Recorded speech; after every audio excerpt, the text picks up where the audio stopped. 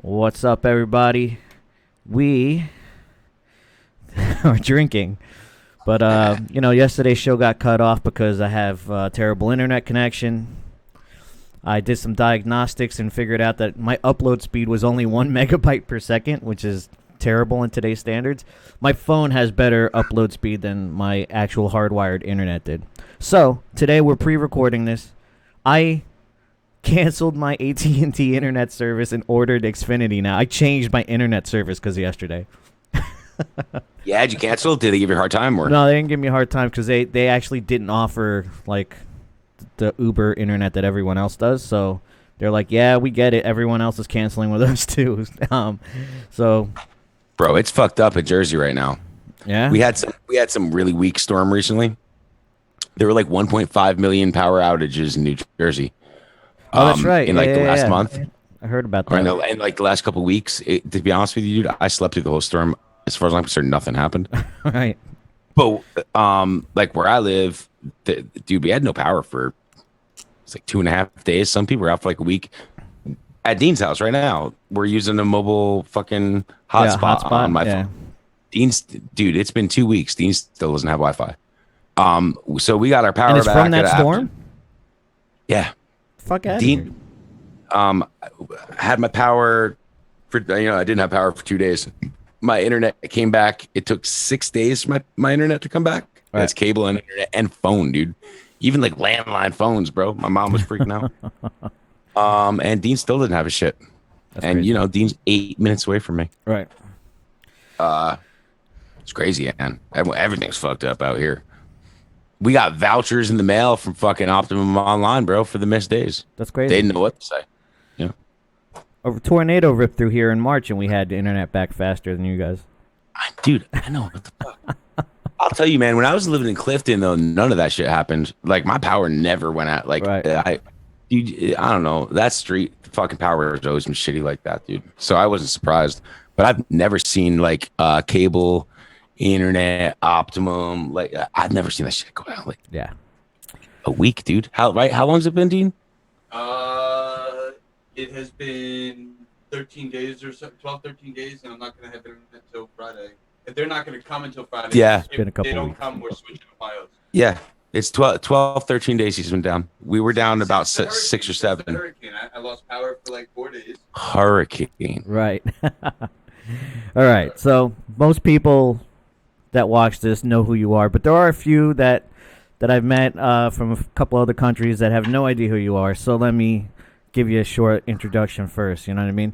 I grew up right out of high school. Joe was, 10 minutes from my house where I lived.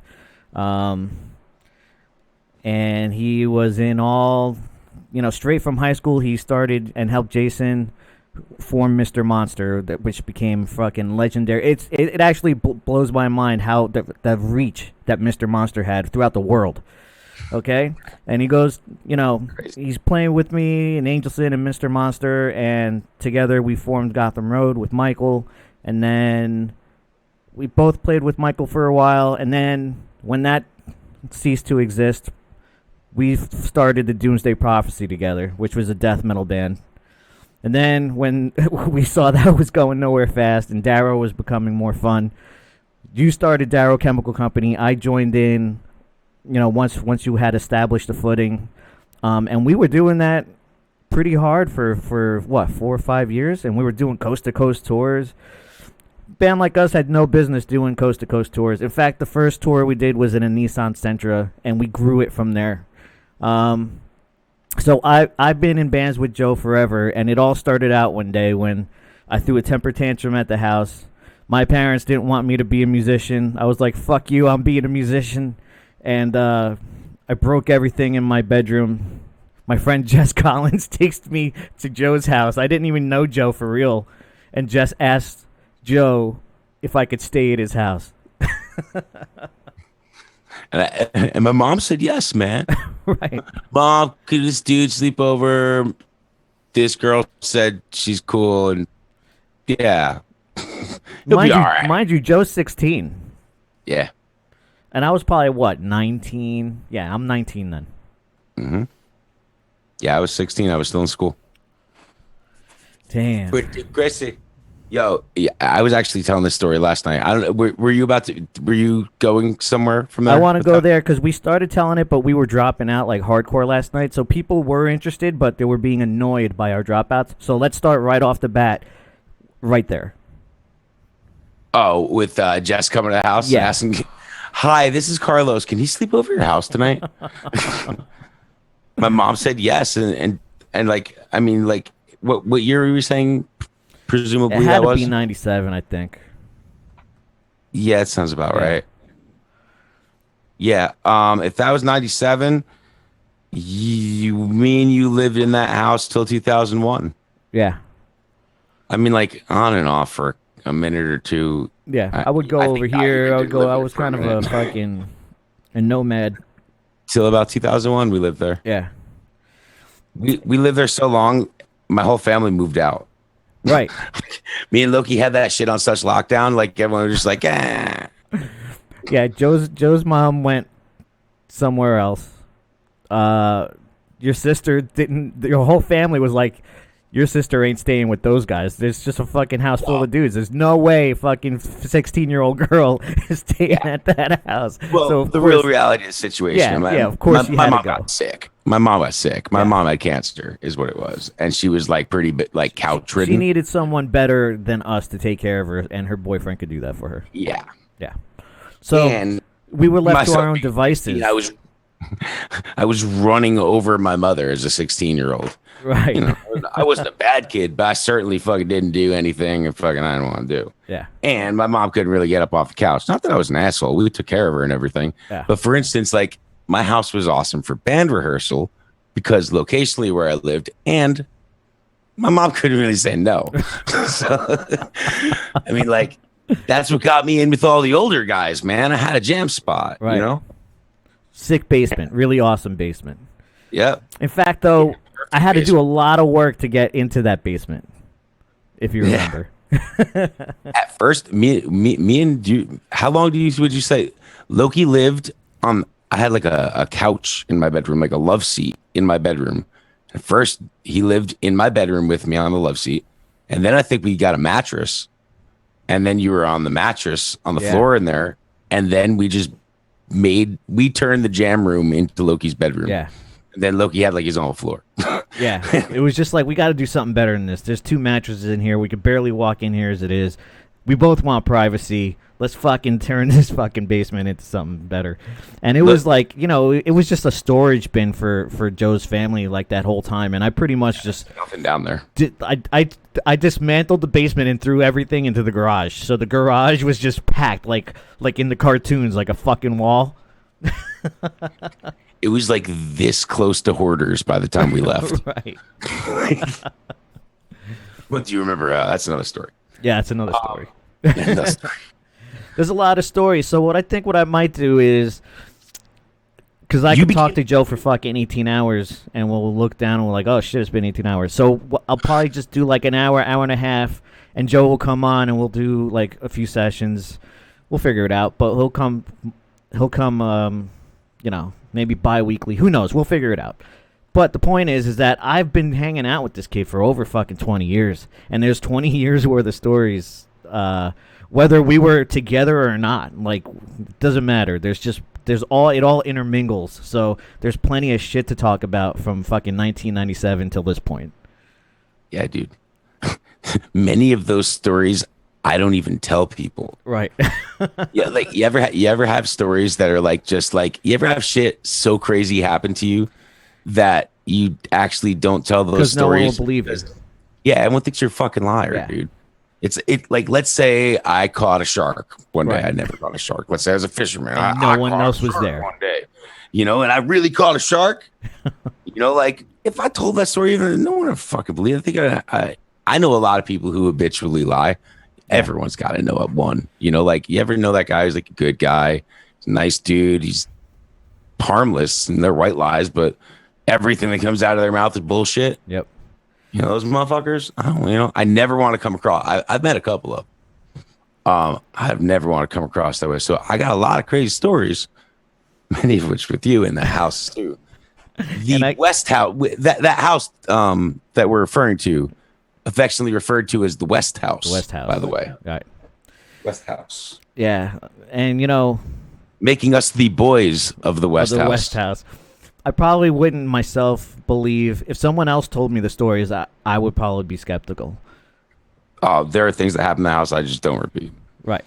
Like, unless one of you guys are there, can I tell that story? I need at least 2 backups to tell a lot of those stories.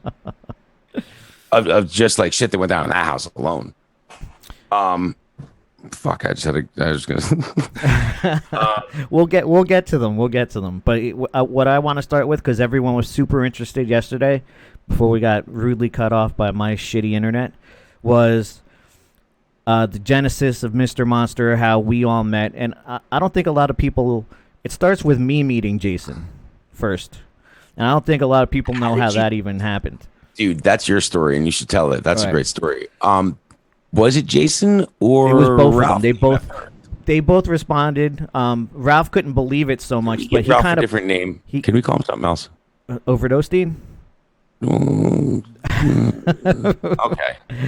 Just Angel. How about the Angel of the Sin? Call him Angel. Right. So yeah. We Angel really didn't want to give me any seconds of the day. Like, so he kind of pawned Jason off. Go ahead.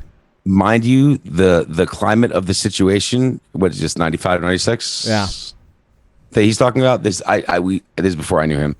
95, 96, the internet is message boards.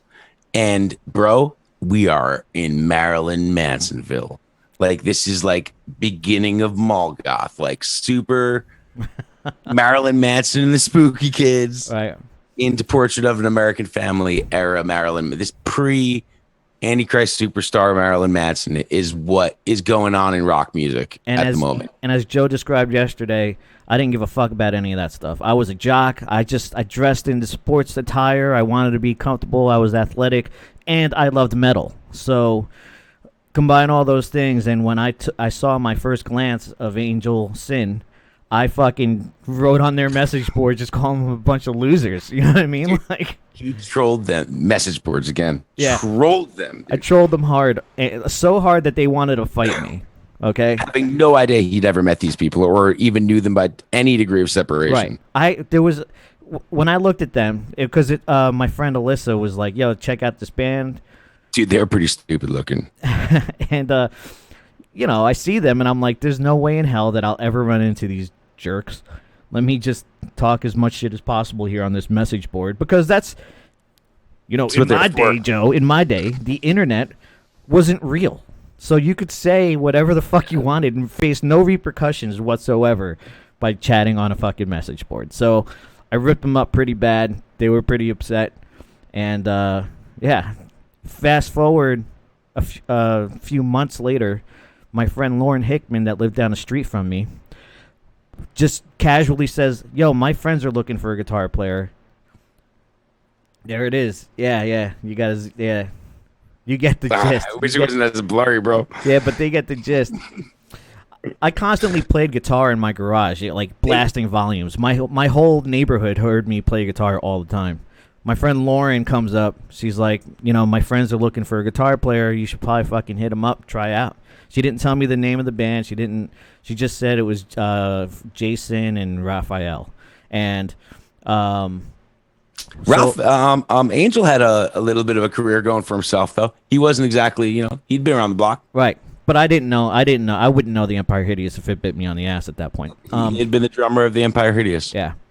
So I just write to these guys, "Hey, my friend said you're looking for a guitar player." I kind of talked myself up. In fact, I was actually pretty much, I'm like, "Yo, I'm really good. Just fucking, I'm looking for a band. I'm your guy." That's kind of how I wrote it. I kind of wrote it like a dick.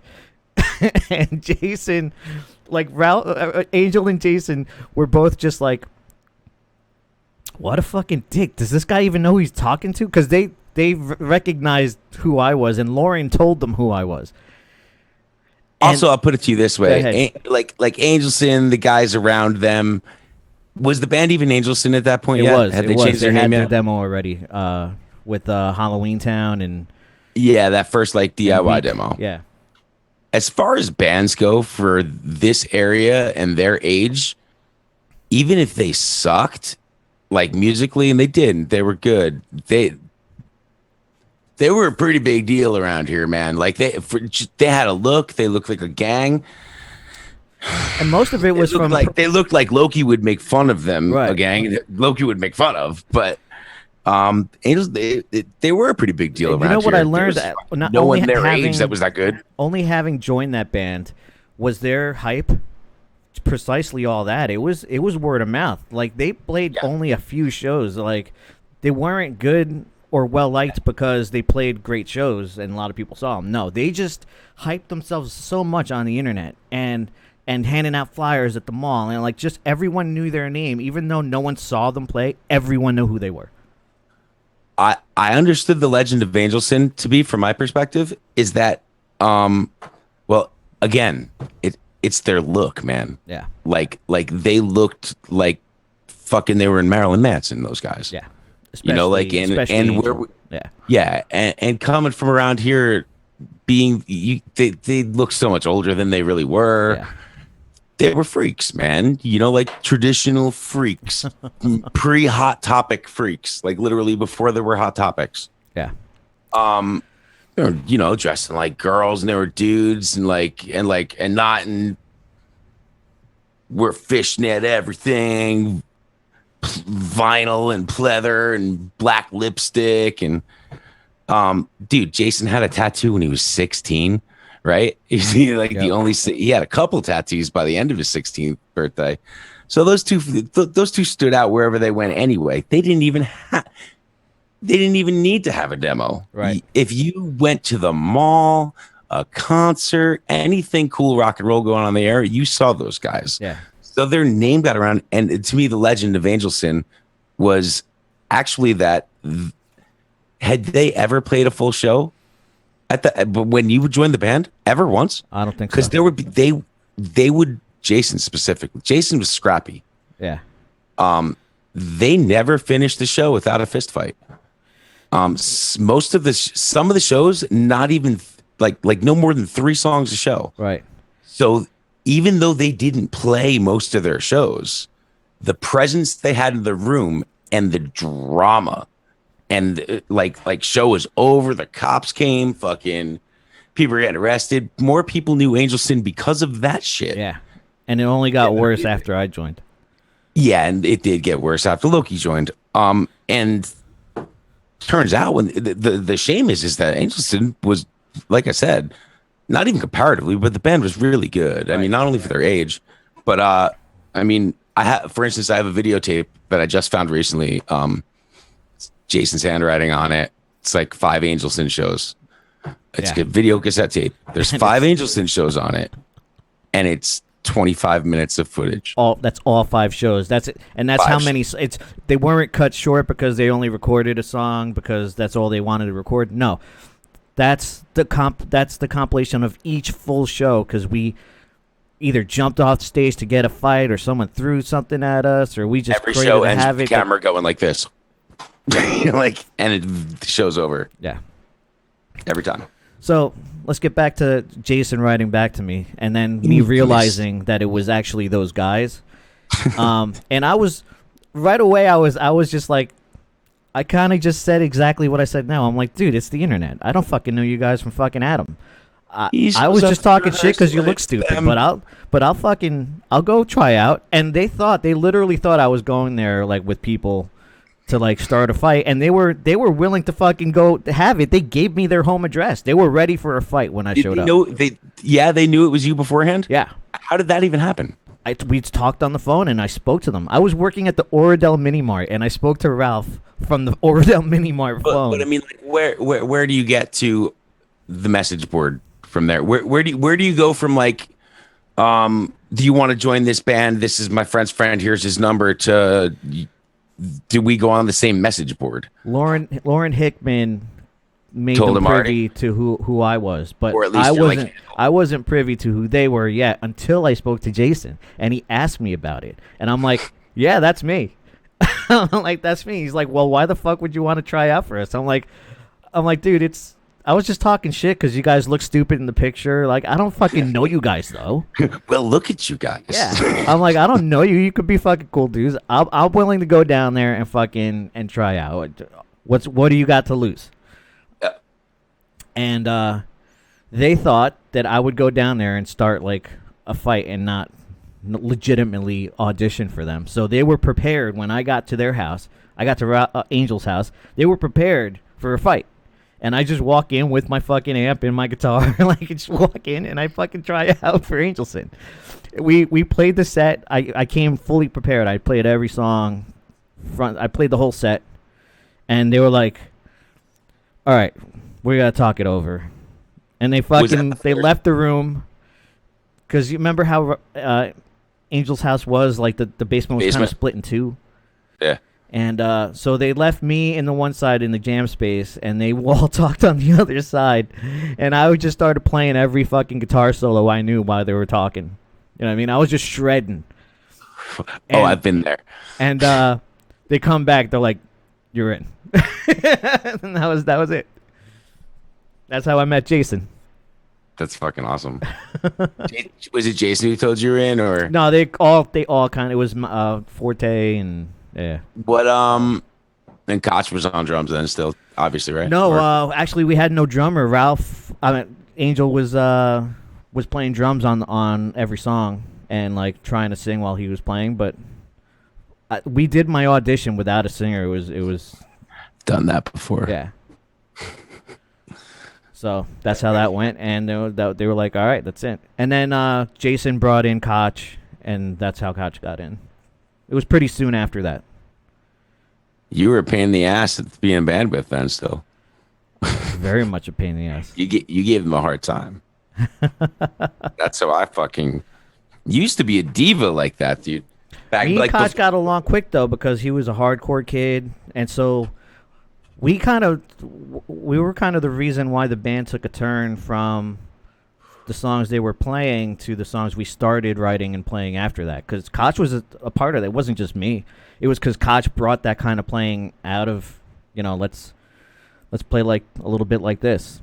Because he was definitely into snot, a little more hardcore stuff. So yeah. Yeah, that stuff was all happening then. All right, I'll give you this, and this is probably going to make a lot of people laugh and stuff. But at the time, by the time you were in the original Angelsin songs were probably on their way to horror punk, probably influenced by the Spooky Kids and right. Sam Haines, stuff like that. Definitely. Halloween Town. They were not about to do exactly, but that band was not if that band initially had been Jason run, was probably headed to be a horror punk band. Right. Ralph wasn't having that. Because at that same time, like I said, that's when the Marilyn Manson, Nine Inch Nails, fucking all that stuff starts ushering in, and at the same time, and then you got they had a keyboard player, Mike Forte. You guys saw him at the Trioxin tribute last year. He's a good friend of ours, awesome dude. Mike Foreplay, what's up, Mike? Foreplay's huge, Nine Inch Nails, dude. He had a fucking awesome keyboard. And then, Loki was not into the goth spectrum of it at all. He was Loki. You were more Eddie Van Halen at that point. You were more Alice in Chains, Metallica, Megadeth, like Pantera. Like you were more there. In that time period, I was definitely more like Guns N' Roses. But that's why me and Jason got along. Guns N' Roses, metal. Like I was uber metal back then. Guy too. And Faith No More was a big thing with all you guys, Faith too. No More, yeah. That was which we covered a song. Yep. Should also be mentioned. Fuck, I derailed myself. Fuck. Right around that time, what was getting popular? All right. The Angelsin record had been recorded. And then another session was done, and then how long did it sit before it was mixed and mastered? Right, maybe a year or so. In that time, a couple more, one or two songs were added to it and everything. Do you right as that was coming out? What was fresh and hot, dude? "Rebel Without a Cause" by Kid Rock, right, had just come out. And then it is even funnier. Limp Bizkit, 99, yeah. The That's Korn like record, Follow the $3 Leader. That's a little later. Yeah. Yeah, $3 Bill, y'all by Limp Bizkit had just dropped. The beat, like the very beginning of rap rock was happening.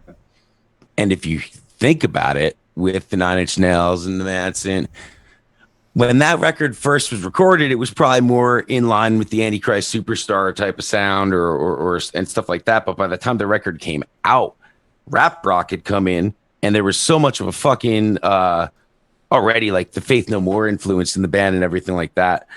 But I mean, listen to the last two songs, the two songs added to the Angelsin record at the end. It was absolutely like, I don't want to say rap rock. There was a rap influence toward the end. I mean, Soundtrack to Your Death for sure has the fucking diss track, very rap style.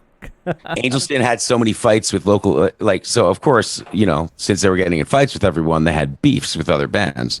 Dude, Angelsin wrote one of the best, rap, band beef songs ever, dude. They're the same. How old is Ralph at that point? 20? Yeah. They were we're 19 and 20 writing songs about suing each other and going to court. And it was real. And it was real. Three dudes in Angelsin had gone to court for beating up the same dude at this point. Right. And they wrote a diss song about him. For all the influences that we named, all of us, even Jason to some extent, were into hardcore gangster rap also. Yes. Oh, dude. Another tie that bound that whole band together that was huge was Life of Agony. Life of Agony. All of you. Yeah. As a matter of fact, Jason's first tattoo is a Crimson Ghost. That tattoo, before we went to go get it, was when he went to the shop, he didn't know yet if he was going to get the LOA circle or the Misfits logo. That was he was on the fence about it. That's another cover we did. We did a mashup of We Hate Everyone and I Know You're Fucking Someone Else, which was brilliant because those two songs are the I Know You're Fucking Someone Else, or which is unsuccessfully coping with the infidelity. Right. That song's 18 minutes, and most people only know the last not only know, but the last 6 minutes of that song you'd think is its own song, and if you don't know the name of your typo songs, you really got to dig for that one. Right. So they took the back half, which was great, of one of the best Typo Negative songs, and mixed it with the front half of one of Typo's other best songs. It was Put good. them together. It was good. Typo should have heard that one. Made an 9-minute Typo song. Right. It was good all the way through. It's crazy. Yeah. Dude, I don't think a lot of our friends and fans and people who go to Trioxin Fest and all that stuff, the Trioxin Tribute, know that part of Jason's life, which is why I wanted to talk about it, because it's just a complete... It's not that Mr. Monster was a departure from what we were doing. He's always loved that shit, but it was definitely not It was not ever going to be Mr. Monster.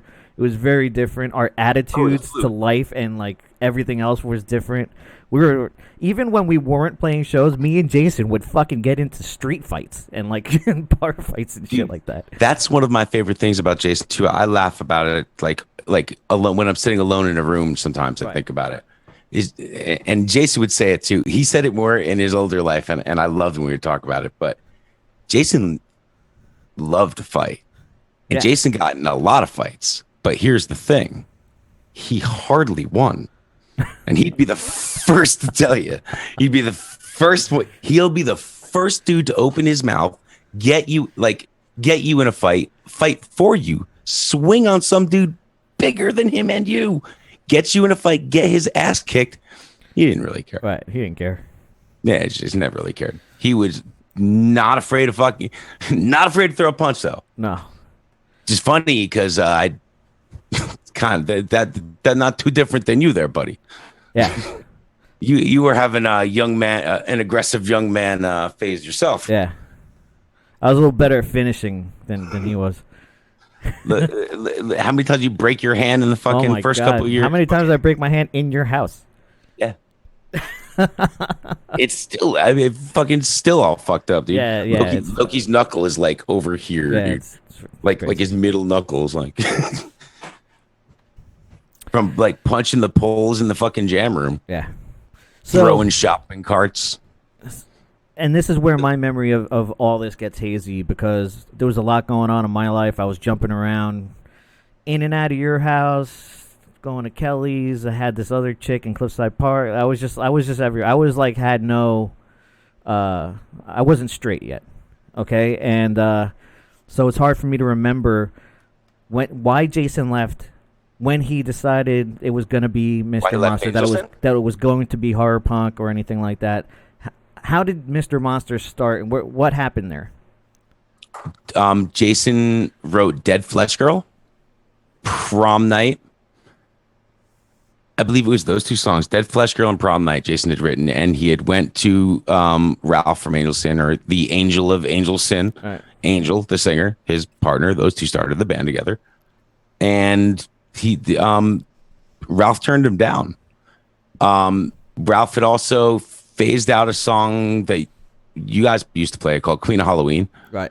Which, if you find a demo of Queen of Halloween in the world, there's sections of that song that are in Prom Night now. Like Jason reworked that song when Angelsin had dropped it. And the songs that Jason had written in Angelsin that were Jason's 100% composers, 245 Trioxin, which in Mr. Monster, it's called Tina and Freddie. Mm-hmm. In Angelsin, Jason wrote that song that was an Angelsin song. Right. It was recorded in a studio previously, as well as the song Gore Horror. And we had the halftime fucking instead of the... Yeah. They were a little more hardcore, but they're the same song. Like, all the lyrics are the same. It's obviously a different singer. But most people know of Gore Horror and Tina and Freddie or for Trioxin were once Angelsin songs. Jason took with him. So basically, when Jason's next batch of songs came out, and Ralph didn't want to do anything that sounded anything like that, I have the Queen of Halloween demo. I do as well. Yeah. Jason bounced. I think I think those two got into a fight, and Ralph told him, "Man, it sounds like you should just start your own fucking band." Right. And it wasn't a good. You want to get real too. Drugs. Yeah. Around that time, that was a new thing. For us, a lot of us were experimenting. Right. Yeah. Not even me yet, man. I was still. A lot of us were experimenting then. That's when that had kind of hit our scene. That was like those were ecstasy was all the rave in those years. Just a lot of that shit. Outside of fucking drinking and smoking weed, that's when that shit really hit our crew. We were going to a lot of nightclubs socially at the time, and if you remember, the band was a band, and we were more like a goddamn gang. But Angelsin was getting together in those rehearsal studios, and but we were partying a little more than we were fucking jamming in Angelsin. Oh yeah, and that wasn't Jason's scene, dude. No, Jason wasn't about the drugs. He didn't smoke. Jason didn't even smoke weed, dude. Wasn't Jason. And more so Angel and Forte always loved going to like the Downtime or the Bat Cave or whatever the fuck was over there. And those guys were all about it. And it was also guiding and changing the music they were writing. Yep. And Jason, was writing fucking goddamn doo-wop songs. Had a totally different idea. So I think Jason was a little tired of he wasn't about what we were doing socially or where we were going musically. Well, I wasn't there yet, right. And that's what preempted Jason initially leaving Mr. Monster. He got told take your songs and fucking go somewhere else, start your own fucking band. And Jason did it to shove it up Ralph's ass. Really, But that first show, didn't we play that together? Yes. October 30th, 1998 at the Ridgefield Firehouse. And I think it's basically Teaneck. Both Angelsin and Mr. Monster. It was supposed to be the release of the Angelsin record that day. Was it? It ended up being, that was Mr. Monster's first show. Right. And it was the release of Mr. Monster's that was the first time anyone heard Mr. Monster. So the internet wasn't there yet. Yeah. The demo wasn't distributed. So the first time you heard Mr. Monster was the first time they played live. And you got to take home a tape if you bought one. Who played for Mr. Monster? That was all right. The guitar player at the time of Mr. No, I'm sorry. Jason played guitar and sang. The bass player of Mr. Monster was Mars Rio.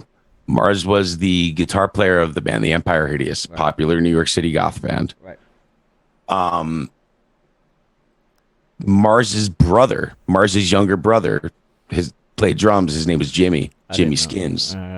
So Mars and Jimmy were brothers. Jason knew Mars from the Empire Hideous, and Jason was when he was a kid, he was a guitar tech for, right? He I don't know if he was a guitar tech. Yeah, I don't know. They were just, it was all like an incestuous thing. They were jamming out of Angel's basement, so they were all hanging out together. So yeah, he was just there also because Ralph got the gig playing for fucking Empire Hideous, and Jason was his bud. Yeah. You know, that has so much to do with there's another thing about Ralph and Jason too, is that they had experience that none of us had very young. Yeah. You know, so like Ralph and Jason were doing better than dudes in bands 2 and 3 years older than them, just in the experience that they had at their age. And you don't find a lot of 16-year-olds fucking covered in tattoos either. Right. Especially back then, dude. Like I said, man, Hot Topic hadn't been a thing for another like 4 or 5 years, man. Yeah.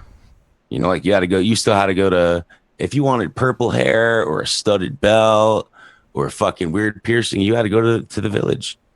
Shit, you couldn't even buy a bowl. you had to go to Greenwich Village, you know? Right. 15, 16, like it was hard to be a goth kid or a freak kid or even punk kid or. So I think for that show on the Angelsin side, Tommy T. Tommy Hates played bass for Pops. Angelsin. Oh yeah, by that point. Yeah. Yeah, Jason had. Oh yeah, that was before me still. Yeah, Tom came in. Tom was your guitar tech in Angelsin. So Tom was the first guitar player of Graves. Tom is in Tom Graves. Logan. Tom Logan, yeah. Do you remember? Tom Logan was my bass player, and mostly we called him Tommy Tech because he was my guitar tech. Always Tommy Tech. How funny is that? You know what's even funnier? This is a little out of sequence, but do you remember? Were you there at the house when he came back? We gave Tom a lot of hell for being in Graves because Tom used to make fun of us for being in Mr. Monster. He just thought like theatrical rock in any way, shape, or form was the lamest thing in the world. Right. So Tom just, no matter how good or bad we were doing, Tom was making fun of us for it because we wore makeup while we did it, or we're theatrical. So then Tom goes and ends up joining fucking Michael Graves' fucking band. We didn't even fucking listen to. There was an aspect to that where Jason and I bullied Tom a bit, where I think that was his where he could kind of stick it, like, you guys are lame. Yeah. This fucking horror rock thing. Yeah, you think he did it stick up our ass a little bit? Yeah, definitely. I think he just wanted a gig. Whatever the case, that's another story. But the point of what I was saying is, I remember Tom coming into the house and we were giving him a hard time because it was like, oh, look at this, look at Mr. Horror Rock now, and like we were like busting his balls. We're like, Tom Logan, huh? That's what they're calling you, Logan, huh? Weapon like, X. You and I'm like, yeah, man, Weapon X, all right. And it took us a minute to realize that he didn't realize. Yeah, we had to tell him why his name was Logan. Couldn't believe it. He didn't even know who Wolverine was. Like, it flew over his head, dude. That was so funny. I had so much fun when he joined that band, busting his balls, dude. It was great. So many simultaneous things happening at this time, like in our lives. It's true. It is true. You have no idea. Like the Nutley crew, the Rockland crew, the fucking Angelsin, the Mr. Monster, there's a lot going on. I mean, to begin with, I went to a short bus school. So like I went to a school where kids from all over New York and then all over the tri-state area went to the same school. So I didn't hang out with the kids in school, but the one or two I did. I just knew kids from everywhere, and I didn't hang out with anyone. I didn't hang out with nobody in high school. I have no friends in high school. So hang out with these idiots. All my friends were like, I was closer friends in high school with my art teacher because we were getting him gigs at a bar that I wasn't old enough to get into. So I was getting straight A's at 16 in art that I never showed up to. Right. It was the band Mucky Pup, bro. He was the bassist of Right. Mucky Pup. Was my art teacher. That's hilarious. Dude, yeah, we got him gigs at It all comes around. yeah, dude, it was awesome. What the fuck were you with I totally derailed you on when you said Tom, bro. Because all these things like they're all like little branches coming off the main branches, and they all happen simultaneously. So it's hard to like keep my thoughts. But let's keep it with Jason, and let's keep it with Angelsin and the end of Angelsin, the beginning of Mr. Monster ran the same timeline. Yeah. But I guess when what happened is after Mr. Monster was doing something for a minute. Mr. Monster played about 6 shows with the original lineup of the band, and it kind of dissolved, and not a lot was going on. The band dissolved, and I think you guys in Angelsin had finally had the record ready to drop. Yeah. And it had been like a year had passed or whatever, and you guys patched it up with Jason because you were putting out the record, and it made sense. Jason belonged there, Yeah. But as And soon as we had Tom Logan record bass on a song. He recorded bass on Pumpkin King, so that's him on that record. And then who's the kid who plays it? Are you sure? Yes, 100%. Who's the other kid? All right, then there's another kid. Saljanis, the young Saljanis. Dude, I don't even remember who it is. It was my friend Kurt's little brother. I forget his fucking first name, but I do know his last name is Saljanis. Yeah, he played on that one track. And he was just a really fucking good finger-style hardcore bass player. There's not another bass track on the record that sounds like that song. And he was the youngest one out of all of us. 'Cause he was my friend's little brother, and so really? he recorded on Soundtrack to Your Death, and that's the only song that the bass sounds like that the style is like that. That's it. In fact, the other guys had like a little trouble like playing it the way he played it, so they just kind of made it up with their own way how they were gonna play it. I'll tell you one of the coolest parts about Angelsin too, dude. I learned how to play bass, filling in. Like, all right, I learned how to play bass to be in Mr. Monster, sure, but I learned how to play bass from fucking Angelsin. Right. Like, I always say that, man. It like Jason is one of those dudes. Jason's a drummer first, originally. Jason's a damn good drummer. And then as a bass, he went to bass next, dude. Jason's a nasty bass player. Nasty bass player. Very Faith No More influence. That's where he fit into that Angelsin thing a lot. Duff dude. McKagan too. Duff McKagan, especially with his tone. Tone wise, yep. All the chorus, all this stuff like that. That's where Jason. You could hear it if you listen to an Angelsin record. If you have one, good luck. Right. But yeah, I would say that Jason was back with you guys for only a show or two. Yeah. And then he got offered the gig. Jason's always Jason's Jason, man. Like, dude's got like a cool force field around him. Fucking like it was like he would find himself good opportunities very easily, Jason. So naturally he was friends with the Misfits, even before Michael Grazer was in the band. He was already on that. How was so was it his friendship through Jerry or with someone else? I'm pretty sure it was him being friends with Jerry. Jason had just wait, no. Here's what happened. Okay. Jason was friends with those guys before that, more like a fan. When Michael was first, the alleged hockey incident with Michael? Right. When Michael first left the Misfits, took his vacation from the Misfits, and Mike Hideous stepped in. In that period, Chud and Doyle didn't show up to the rehearsals to rehearse Mike. So Mike Hideous was contacted by Jerry Only, and they needed dudes to rehearse Mike Hideous with and audition him with. Right. I remember this now. Now that you mention it, I remember it. They brought Ralph and Jason in to do the rehearsals for Mike Hideous. So Jason and Ralph went down to Vernon and rehearsed fucking everything with Hideous. Got him ready. So I guess Jason's thank you for that on the way out, for doing that favor for the band is they offered him a job to tech for Doyle, dude. Yeah. Which he was ill-equipped to do. I try. Right. It is what it is. I feel no. It's not that he was ill-equipped to do it. That was always obvious. Right. I don't bring that up a lot, and I don't like to talk about it a lot. Jay, when alive or not, Jason, I didn't like to talk about it. Right. Because it shows that Jason worked for Doyle are actually very well documented. Are they? Yeah. Yeah, there's some very well documented Damn. shows. And it wasn't good. Right.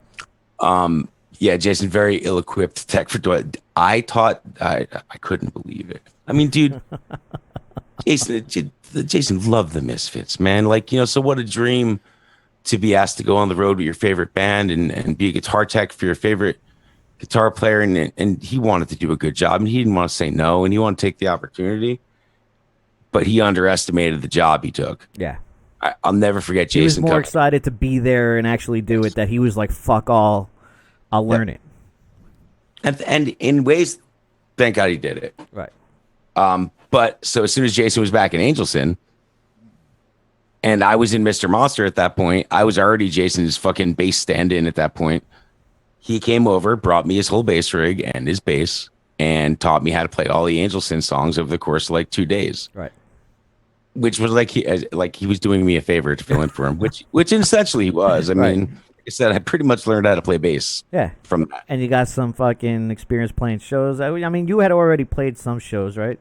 Yeah, and that was I'd probably had like a dozen shows under my belt by then. Like I'd been to a band or two, but nothing. Right. Whatever the case, Jason had me teach him how to string a guitar with a Floyd Rose bridge, and I almost shit my pants. That's so ridiculous. I'm like, you're gonna tech for a guy who has 3 guitars that he built himself that are very quirky, And he breaks a string every other second. He breaks a string every other song. And a lot of the times of those 3 guitars, you only got like 2 really running anyway. Right. And they didn't have AC back then fucking backing them up. It was just, if there was no Doyle, there was no guitar. Dude, that whole period, man, even if they had fucking Jesus Christ fucking guitar tech for Doyle, he wasn't playing half the show anyway. Yeah. I mean, like it didn't matter anyway. Fucking, I'll never forget Jason. Be like, hey, man, like real quick, hey, man, could you just show me how to string a Floyd Rose guitar? I'm like, excuse me? You took that job and you don't have, you want me? Fucking, dude, I don't even think I knew. I'm pretty sure I didn't even show him right. I was doing it wrong at that point. Like I didn't really know how to fucking do it. I got him on there. My Floyd Rose was blocked. Doyle's was too, but. So he does that. He does that tour, and so I'm guessing that's how we were able to get on the Rec Room show with the Misfits. Yeah, eventually, I think so. Yeah, right. We can't skip my first show filling in for Jason and Angels. My first Angels show. Though. We touched upon this the other day. It was utter mayhem. Just Joe couldn't catch a fucking break. And the show itself was a shit show. It was a Sweet 16. Yeah, we're playing Legion Hall. It was a Legion Hall for a Sweet 16 with all these girls dressed up in their fucking quinceañero fucking nice ass dresses or whatever. So we show up with like fake blood and chopped meat. We wanted to bring like worms. I'm not sure if we did or we. There was shows that we did the worms and shows we didn't do the worms.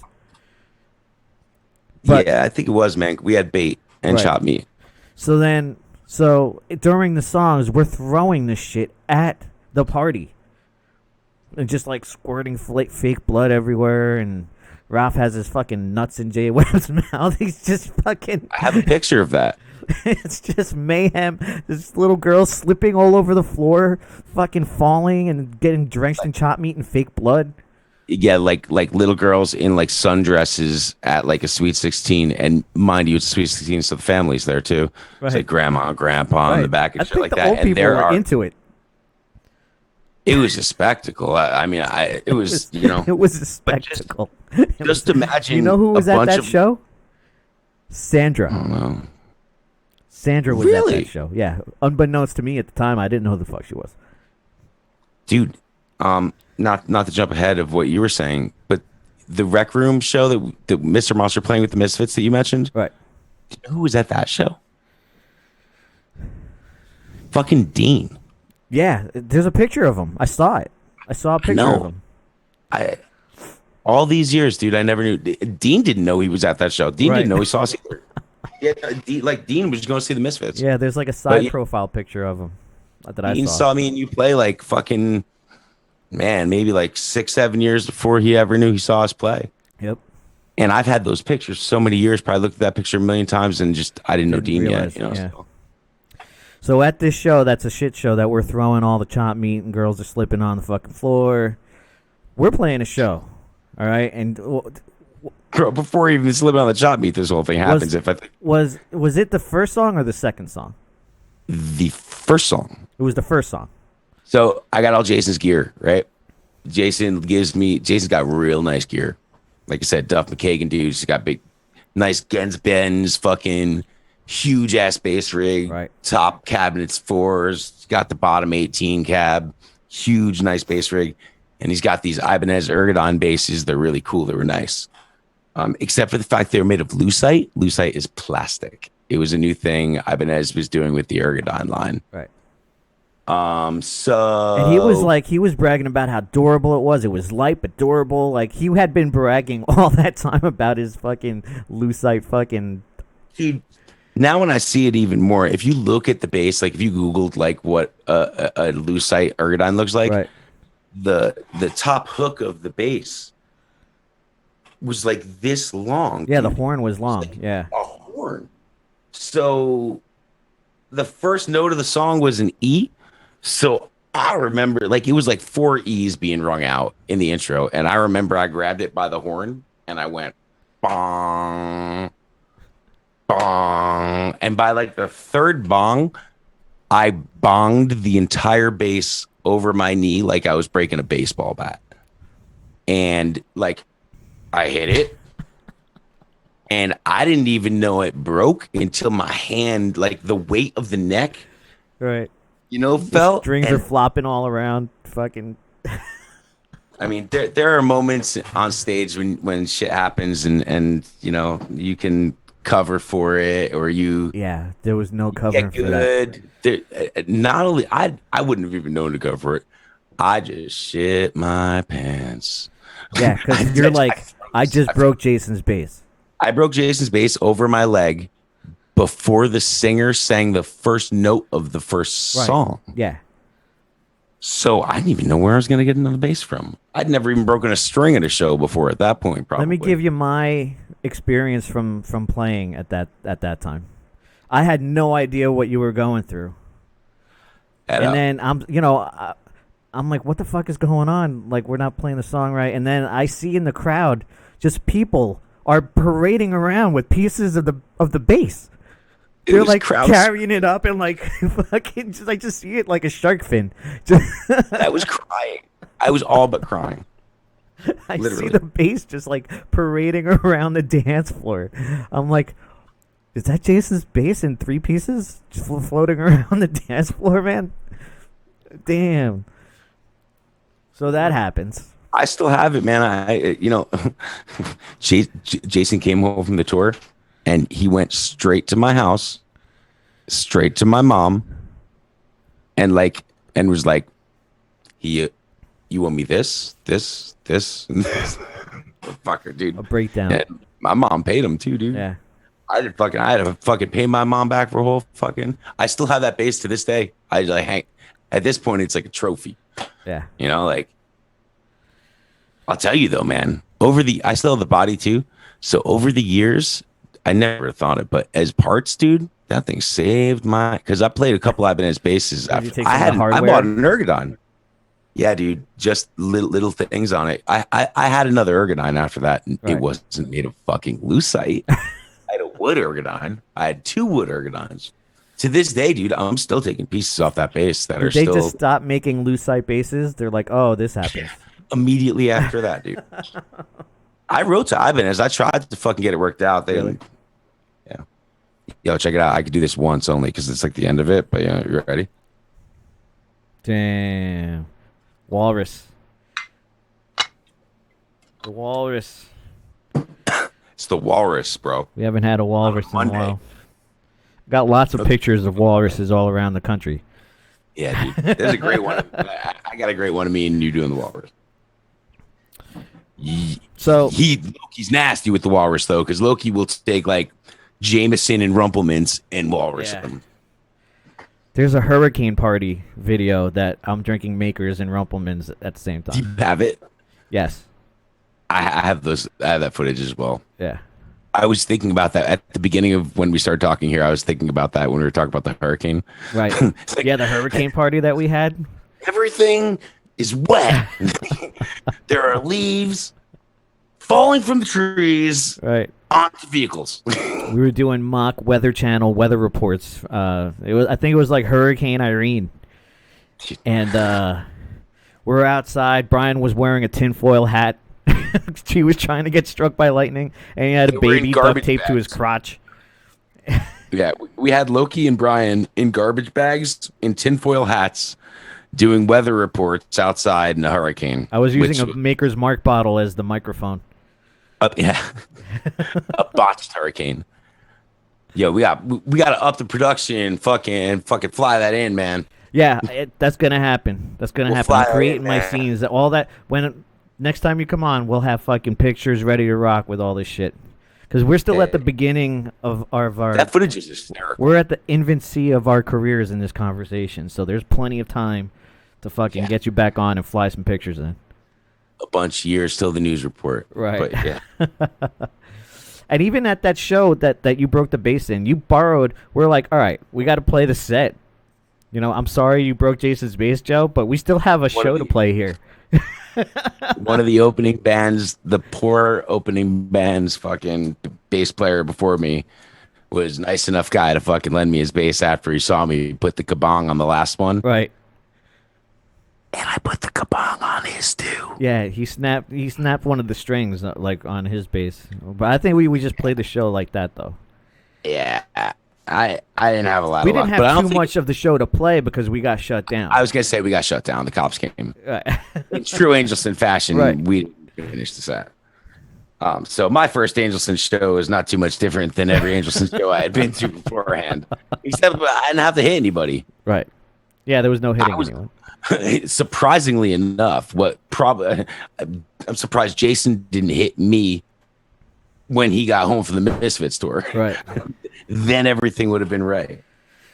So then I think by the time Jason came back and after the Misfits thing, I think some time had passed. I think Angelsin was It was partying more than dudes. We had a rehearsal studio. Angelsin rented a rehearsal studio in like a Totally warehouse. Forgot about that. Yeah. And that, it was a rehearsal studio, like a monthly room you'd rent, but there was always a different one of us living in it. Yeah. And like, dude, we were going to goth clubs in New York City, myself included, dude. Like 16 years old. Like those guys were of age. We're and everything taking like that. unregistered vehicles into the city. Unregistered, uninsured, Probably stolen. with not the right plates. Right. And you didn't have a driver's license. And I didn't. So Yeah. I was there not wasn't licensed. one thing legal about it. There was no legal aspects about us There was taking a car nothing. into the Zero city. legal aspects about it. Yep. No. Wasn't our car. Wasn't registered. Had plates of some other car. Fake plates. Yeah. We couldn't even tell you whose car it was. If Nope. there was a registration inside, we couldn't even be like, yo, we're borrowing this from Uncle. Nothing. Yeah. It was just, this is nobody's car. I don't know whose it is. I don't have a license. And arrest me now. When I think back to it sometimes, man, for the amount of things that me and you pulled off, figure for like between that period and I know that it's been on and off with you, between like that period and like, let's say 2016, me and you had probably covered more physical miles and ground Yeah. than most bands ever get to, Yeah. and owned more vehicles for two guys who never had a driver's license through the whole fucking time. Not once. I went for such a long time without having a license, and they all came from like unpaid tickets. Like I've never had a DUI or anything like that where it got suspended. Like I just didn't pay parking tickets, and I was like, I ain't got the fucking money to pay this shit, and they would just suspend my license for like years. And we my had license. rehearsals. Yeah. I get places. But yeah, I would borrow Holly's dad's car, whatever girl I was dating, their stuff became mine. I was driving their car to fucking those days, get to rehearsal. Yeah, not that Loki had it bad at my house, but he was always looking up his game a little bit. Right. It's fucking, especially you got a girlfriend. Sure, Loki would really. Me and Loki had a great time sharing the room together, but if I were Loki, I'd rather be sharing a room with some girl fucking than Joe too. You know what I'm saying? Right. So I don't blame you. But my uncle, on the other hand, my uncle owned a body shop, or not a body shop. He owned like a car stereo place that was really popular. Right. It was a car stereo place. And my uncle is a pretty shady character. Great guy. Love my uncle. My uncle's no stranger's trouble. Right. He's not a very precautious man. And he was not at all worried that we would get into trouble. Oh, he loved us. He would have done anything for us. So fucking like if we would go to his shop and we'd be like, yo, we gotta go to Connecticut this weekend. We got a gig. We can't fit this gear in it. Can we borrow a car? I'd be like, yeah, just take whatever keys and whatever car there. Just put the license plate. Find one of them with a license plate and make sure you put that license plate on whatever one you want. That's so what happened. That is. And we just hold on to them. Yeah. Return them when we wanted. Fucking one time we got really fucked though with it. Yeah. Thankfully, we never got pulled over in any of those cars. No. But our gear, so we were hanging out in Nutley. We went to rehearsal somewhere. Yeah. And then went to a friend's house to hang out. Yeah, we that's right. We had our gear in the car because we played, and then we went to Nutley and hung out and partied, and then fucking sunlight's coming up. We got like, all right, we gotta get in the car, drive home, and fucking none of the gear was in the back seat anymore. In fact, we were on the Parkway. We were like about to pay the toll. We were like scrounging for change, and I looked back. Yeah, dude. I'm like, we had I guess we had some gear in the trunk and we had some gear in the back seat. Yeah. And my 7-string. Yeah, your 7-string. I had that one guitar that I spray painted. Like I'm not gonna say it because I'm gonna get ripped off if I say it. We lost. If I'm not mistaken, aside from your 7-string, I remember the big loss was cables and pedals. Also, I think we white had guitar. Remember, I had that white Fender, the pearl white. That was awesome, dude. That was a great guitar. It was like a metal Fender. Yeah. It was what was that? It wasn't a Stratocaster. It was a Japanese fucking made Fender. It was But it wasn't Ibanez shape. It was like an RG shape style fucking Fender. It had an Ibanez style neck too, Yeah. but it was a Fender. Wow, dude. Where'd that come from? Did you just like buy that or store? How'd you end up with that? I forgot. I think it was awesome. I got it as a gift. I got it as a gift. Weird guitar. It was like a Jackson. You know, it probably was more Bill, like a Jackson. I think Bill got it for me as a gift one year for something. Fucking cool guitar. I forgot about that, man. So yeah, we lost that. And you know what? I lost my friend Wolfer's heart key bass head that day. And there was one other thing in there that was fucking precious. Oh, Wolfer's bass. Yeah, I lost. Wolfer's bass was in there? Yeah. I hope he doesn't watch this because I already owe him. It's fucking 20-something years ago, bro. Yeah. Anyway. So. We couldn't even call the cops is the moral of the story. We couldn't call the cops. We couldn't be like, the shit got stolen out of someone's car. Someone's car who we don't know. The car is not registered, has no plates, and we drove back and forth to all you didn't carry ID. You weren't carrying ID at all at the time. Yeah. That was just no convenient not to have. Do you remember how I used to get into clubs and shit and what my ID was back then? I don't. Oh, wait. There was just some random dude, right? That kind of had blue eyes and you look like a little bit. I'm not. Listen, I was. Did you find it, or was it? Did you get? You got a fake ID, or you just found an ID? No, I found it. Well, I didn't find it either. It was someone's wallet, no? Me and Germs were fucking around. When you're a kid, you do stupid things. Like I wasn't born an angel. I wasn't. Right. Did some dumb things. Not proud of it, but me and Germs started realizing how easy it was to pickpocket people at concerts. And dude, I've fucking never So that's just some pickpocketed guy at a someone concert? in my life. So it was like an experimental thing. Right. It would just like I bet you it'd be really easy to just like jack someone's wallet at a concert like that. And like we had only done it to try it out that one time just to see if we can get away with it, and we did. And I pickpocketed some dude, just some random guy, just out of a dare. And like we were in the car on the way home, we're looking at it and open the ID and look at it, and someone in the car goes, that guy kind of looks like you, dude. There was a badge in the wallet too. Damn. So I had wound up with a police officer's driver's license. Right. when I was 16, and I used it till I was 21, dude. Damn. Straight up. And it worked the whole time. And it did work. Yeah, you got everywhere. I never needed it, but Yeah. I mean, only in the New York City clubs. Yep. But that was fucking crazy, dude. I can't believe that worked. That one thing. I've never had a fake ID in my life because I had that. Right.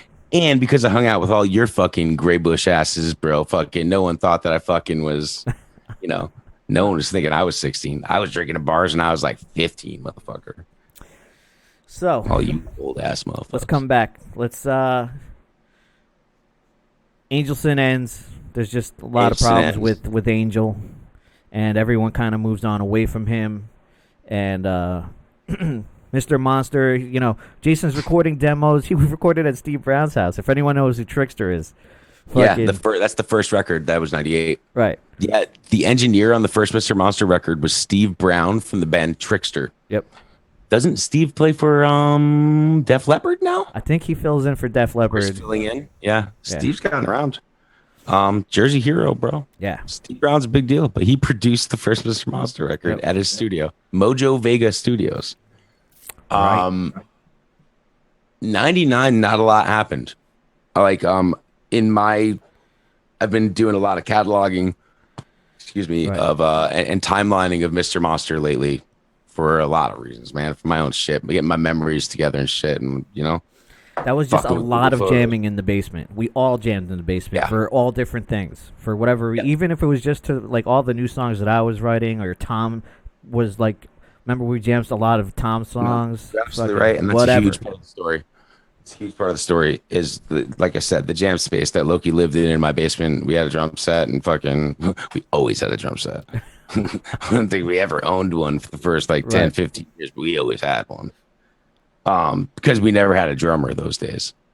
So we were always auditioning drummers, and they would come over, audition, set up their drum set. And be too lazy to get it out. Yeah, they would always leave them for a month or two. Yeah. It worked out really well for a lot of years. The one guy really left it for a long time. It was like that weird silver drum set or whatever. That guy left his drums at our house for 7 months. Yeah, it was a nice kid. Right. And he would be I'm coming to pick it up, and we'd just be not home. It was meanwhile, I guess not home. Yeah. I guess Backburner, we weren't really playing live a lot that year in 99. Mr. Monster dissolved, and Jason, I think Jason was a little ashamed of it, and he didn't say anything, and he didn't ever announce the band broke up. Right. Because they came out, people loved them, it went well. They did their first couple shows, full steam ahead, and then those guys left, and those guys were older than Jason too. We would do Jason random shit though. Jason was a little stuck. There wasn't a lot of shows, but there were shows. We did some shit with Crypt Keeper 5 in Trenton. It was just really sporadic. It was nothing that was consistent. I could show you a calendar, man, and we almost did nothing that year. Right. Just about did nothing. I would say that we started. All right. So in 99, Jason went by himself in complete secrecy. to everyone and recorded the record that this record never came out, but would have been known as All My Monsters. And Jason played with George and Thang from the Serpentines. Right. George Grant. He went to their studio in the city. He records All My Monsters, which is a 10-track. It's a re-recording of the 6 Mr. Monster songs that were on the other one, plus Jason's handful of new songs. He records that, and it's good, and he likes it, and he's happy with it, and it's fine. But I don't know. I don't know what was in his head at the moment, because like Jason kind of disappeared a little bit for a minute. He wasn't hanging out for a minute either. He had done the Misfits tour, I guess. Angelsin, and you became disillusioned with him again. He was back with Amy. Like, he just, for a couple months, Jason just wasn't around that much. Right. And then I guess there must have been a gig offer or something like that for him to do something. I think there'd been a couple gig offers he had to turn down before, I was his first call because I was the dude, the only person in the world who wanted to be in Mr. Monster at the time, Right. literally. You got begged. The Angelsin studio was still there. That was the other thing. Right. Angelsin still had the studio. And Mike Pierce was Angelsin's new drummer. Jason and Mike were close as well. We were all friends, regardless of anything, So Jason straight roped you and fucking Pierce right out of Angelsin just because you were around. And just to fill in shows. And here's another thing. Very little known Mr. Monster fact is the first 3-4 shows we played, we were Mr. Monster and the Back Alley Butchers was the name of the band. Back Alley Butchers, yeah. Because me, you, and Pierce were. Do you hear a sound? Oh, I'm sorry. I heard a weird sound that was so strange. We were temporary, and Jason, wanted that to be like Back Alley Butchers was like Mr. Monster training camp. Right. Basically, so we played about 3-4 shows like that. Mine, yours, and Pierce's first show were under that name. Right, the Back Alley. There's a couple flyers. There's a couple flyers that say it, man. There's a CBGB's flyer with that name on it. This probably shows at Continental, because it definitely had to be 99 because Holly was around. And remember, Our first show. There was that incident where different times. Yeah. Some girl comes up. There weren't even fights during Mr. Monster. We couldn't escape fights. Oh, dude! Not only that, but do you remember the time that we got into a fight at a Mr. Monster show at the Rec Room with the same guy who Jason got into a fight with at an Angelsin show at Livingston? Yep. About 10 years earlier, and neither of them knew who they were, but they fought again. And Jason jumped off stage and kicked this kid's ass twice in 2 different bands, about 8 years apart. That was pretty funny too. That was that band Deviate. That kid was all Jesus up. That attitude and the practice of jumping off stage to fight, played well when we started in Gotham Road, if you remember, because we would have to do that shit, and we were like, "Oh, we know what to do. We're good at this." Punk rock is dead is when that fucking really came into play, dude. Right. When Michael had first started doing conservative punk, is when jumping off stage was helpful. We were really good at that by then. Right. You got the right guys. We were fully prepped for that aspect of the band. We practiced a lot, jumping off stages and fighting. Michael had no idea how fucking versed we were in that one. Right. Oh man. So we played the Continental shows. We actually did the shows together. Remember, I would play keyboard for Dead by Dawn, and I would hide under the keyboard because I didn't want to be seen in that band. Our band was so bad. We were, I guess, the guys in Dead by Dawn. It was probably me. I was helping Angelsin out, so these guys had to say yes to us every once in a while. We had duped Loki into playing keyboard. No, you were living at Wolfer's house. Damn, right. Yeah, you were living at Wolfer's house. Working at his mom's factory. Yeah, and Dead by Dawn was basically Wolfer's band. That was his baby. So when he asked Loki to play keyboard and got Loki a keyboard, Loki kind of had to say yes. Right. Yeah, dude. Loki played he would play keyboard at his parts, and then when it wasn't his part, he would hide under the keyboard. I would just go underneath on stage. You would just see the top of my head like this. It's just I want to be seen on stage. We were playing with Bile that night. Remember Bile? I do remember Bile. Yeah, man, that was at that. That was yeah, it was Continental. Was it Continental? It was Continental. Well, there was a few. I feel like there was maybe two shows that happened at. One of them was We definitely were the Bile Continental. twice too. Oh, one of them was Obsessions as well. I have pictures from that Right. show. There was an Angelsin Dead by Dawn show at Obsessions. There was a Dead by Dawn Bile show at. Right. That's the one you were hiding at. Rightfully so. Thank you again, Loki, for doing that. I wish I was playing keyboard so I could have hit under. I just remember we covered that Nine Inch Nails song, and it was like through a sequencer, and I just wanted to kill myself. I'm not a guy that wants to kill himself. Like, I am very curious about life. Like, I love life. Like, what's gonna happen next? That keeps me going. I don't want to kill. I'm not suicidal. I was on stage wanting to kill myself. It's too interesting to see what happens next. Too curious to see how it ends. But I was that Nine Inch Nails song was playing, and I think I would have done it then. We were playing that show. I've only done this once in my life. I will never do it again, no matter how much you pay me. What? We didn't have a drummer at the moment, and we were flirting with the idea. We had it was a Boss Dr. Groove. Yeah. It was a nice for the time drum machine. Yeah. So we were experimenting with playing a live band with the drum machine.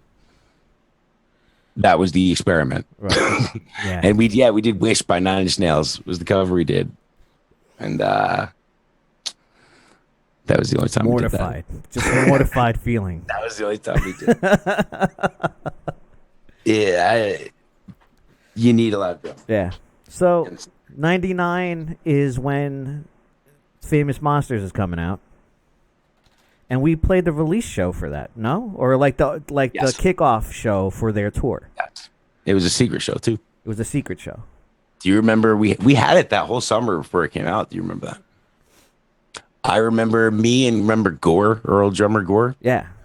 Yeah, we were jamming on those songs months before anyone ever heard them. We were like playing these songs in our basement with everyone. Like everyone come over, fucking we're jamming some fucking Famous Monsters. Oh. Time out. We're missing a whole nother thing. What? Jason, Michael, and Chud. The Lost Boys. The Lost Boys. But that was just a brief thing, right? That was just like... Yeah, it was only 2 shows. Yeah. They only played 2 shows. But what the Lost Boys did was... We became... All right, that was not the Mike Hideous time Michael leaves the Misfits. This is the second time. Right. Michael and Chud leave the band. I still think they still went back too. They went back. This wasn't for good yet. Yeah. If it must have been 3 times then. Right. I'm not. My Misfits history is a little foggy at the moment. Right. Michael and Chud were not in the Misfits at the moment. Jason had hooked up with those dudes from after the tour or whatever, and Jason was playing bass for them. They were going to start a band together. It was basically the seed that would later become Graves, and Jason was their bass player. So Mr. Monster was still a band, so we were all around that situation.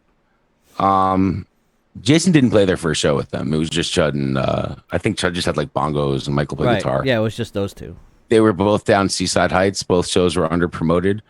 The one that was electric, I'm positive that there were under 10 people there because I was one of them. 3 of them. Right. I was of the 3.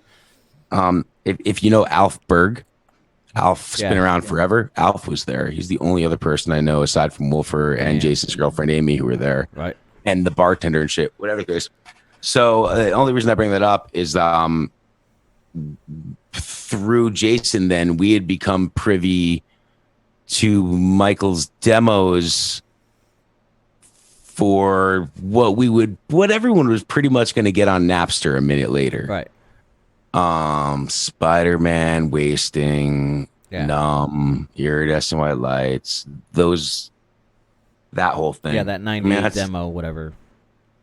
And then furthermore, I guess, Michael goes back to the band, Famous Monsters comes out, but the way we had Famous Monsters before was not because of Connect.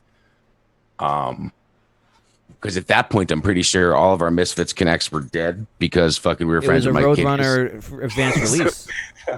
We got a Roadrunner advanced release of... No. Well, maybe. At that point, it was me and that kid Greg Gorey, our drummer Gore. Yeah. We found it on like Napster, LimeWire, or something like that, and we had jerry rigged some thing for the time this was impossible to do, and we had made cassette tapes of it, like out of the fucking thing. And I remember, you'll remember this, no one else will. Remember the party at Carolyn Rhodes' house? That girl, Big Casey, and no one drew on her legs. Of course. Yeah, that was the first time you heard Famous Monsters. Right. We had a copy of it that way, an advanced copy of it, which is most of the summer before it came out. Yeah. Yeah.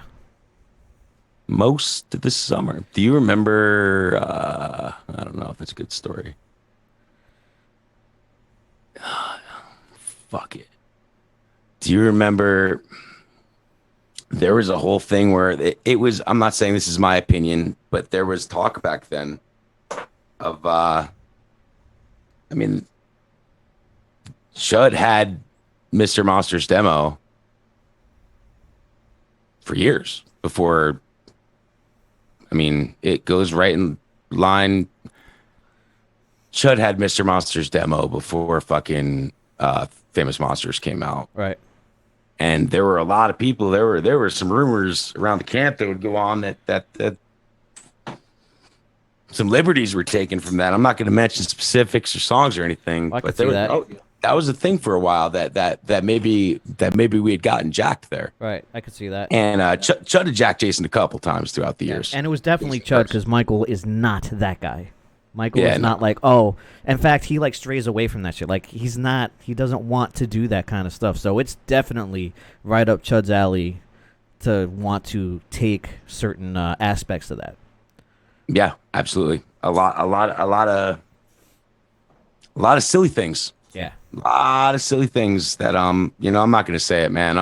It's not my place to say that. I was. Listen, I'm on Chud's shit list already. Flattering ourselves. I'm sure we're flattering ourselves a lot. I'm sure that a lot of people said it to us to be nice to us, or right.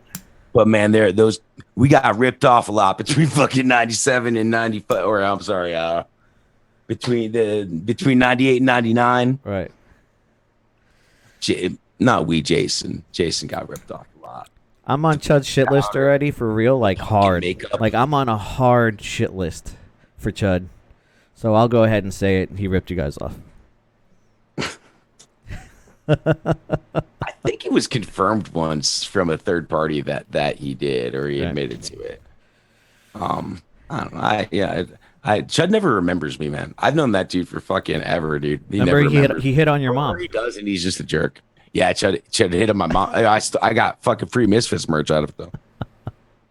When this is how young I was when Mr. Monster opened for the Misfits, is my mom did our merchandise. Yeah. At a sold out show opening for the Misfits, and Chud hit on my mom. And me and my sister got a whole bunch of free Misfits merch. I'm not mad about it. It's not like my mom fucking, nothing happened. Man, But he was asking her if she wanted the American massage, and we're like, yeah. I didn't know what the American massage was until like 5-6 years later, and then I was like, fuck Chud. One thing Chud absolutely stole from Jason was that pumpkin makeup, for sure. Yeah. 100%. Yeah, I'm not saying it was the fuck best idea in the world, right. But Chud would do this full orange face with the orange, like he would make his whole face a jack-o'-lantern. And like if you look at even Jason if you look at pictures of Jason on the road with the Misfits when he was tacking for them, like in the last couple of days of the tour he was doing it, like he had come up with it on that tour, right? Just not to look the same every day. Fucking Chud started doing it like immediately the next tour. Still does it sometimes. Yeah. I've never had a problem with Chud. I mean, I know that we have had problems with Chud as a band. I've seen him do some really I've seen him make our lives and our bands really hard unnecessarily. Right. That dude be really uncool to us. I remember at the same token, going to Chud's house, making grave shirts to be a nice guy, like hanging out, like screen printing t-shirts at his house, helping graves out and shit. That was before he was mad. That was just to hang out. I have a confirmed source, Joe. 100% confirmed. And you probably, maybe since you've talked to him in the meantime. But it is 100% confirmed that he blames me for breaking up Graves, the original Graves. That I am the reason that Michael left to join Gotham Road with me. I broke them up. I could see how Chud's perspective. I could see how he would. No, That's not true. I could say I could see his perspective, but we know, like, I know so many things in the background that he knows damn well why Michael left. So it's not. There's not a perspective of, oh, they're friends and he immediately joined Gotham Road after Graves. Yeah, from an outsider's perspective, you could say, oh, that's the reason. But from an insider's perspective, you know damn well that he knew why fucking Michael left. You've been on a lot of tours. I've been on a lot of tours, and anyone who's been on a tour, anybody who knows the Three's Company knows that when you put a group of people together for a long of time, you got 4 dudes, 5 dudes, 6 dudes, God forbid 3, and you branch off, dude. Yeah. Not purposefully, even if the whole band's friends, even if you're all really close, these 2 dudes go get lunch together. These 2 dudes smoke weed together. These 2 dudes go to the bar. It gets cliquey. In sports, I'm sure. On a sports team, I'm sure it's the same, whatever. It just happens, man, in groups of people. And Michael was not predisposed to getting along with any of those dudes. Right. Judd had a new role in that band. I wasn't in Graves. I wasn't on those tours. Right. You were there. I don't know what I'm talking about. I'm speaking from the perspective of experience of a band and the stories I know of you guys. But Chud's job became different than it had ever been before. Absolutely. Chud had more responsibility, and he was. I don't know how well he did his job, but he was. Chud was the boss in that situation, business wise. Yeah. Outside of being the booking, there was a booking agent and there was a tour manager, but Chud was running the ship. Right. Michael hadn't run a band at that level yet, so Chud was trusted, to do that shit. Yep. Tom had no the fuck idea what he was doing, and Tom's not exactly. He was just a hired guy anyway. A get along guy. And fucking, Graham, he's kind of Switzerland, bro. So none of the guys in that band were all on the same page ever to begin with. Of course, Michael and Chud were going to have differences in opinions in that band, just based on the dynamic of how the business was running as per their roles in the band. Yeah. And knowing you're not full of shit, dude. You know what I'm saying? And there were a lot of dudes who were full of shit in that situation. It's when you're in a tough situation and Loki's there, it's awesome because Loki's gonna be that dude that's gonna tell you you're full of shit. Right. Gets me in trouble a lot. It does. Very brash view, even. Right. Talkin Brash, everybody.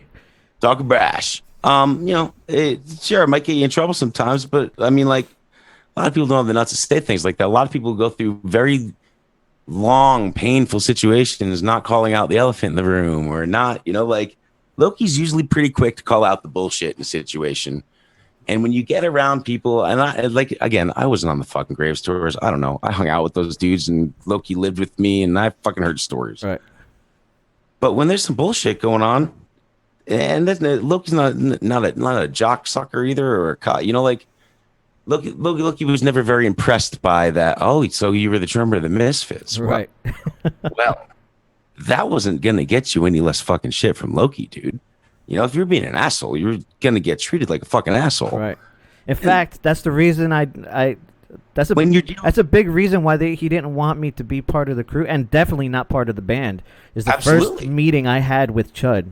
It was after Tom's first audition, and he was talking about being because you weren't starstruck and you didn't give a fuck who he was. He was talking about being a very gimmicky horror punk band, and not in the sense of the theme of it was horror, but like all the gimmicks that you see with X Ward is what I'm talking about. He wanted that to be in Graves, and I was like, fuck no, that's not Michael. That's not what you guys should do. I've heard the songs that you guys are about to play. The lyrical content is not that. It's very abstract. Like, why would you diminish yourself and do silly things to you already have something. You have a fucking ace in the hole, and that's Michael's voice. That was such a crucial point, man. Why are you gonna fucking do something like that? And dude, from that moment on, I'm telling you right now, I got fucking the door slammed shut on me from that point on, as far as like input. You know what I mean? And Tom got the gig like right then and there.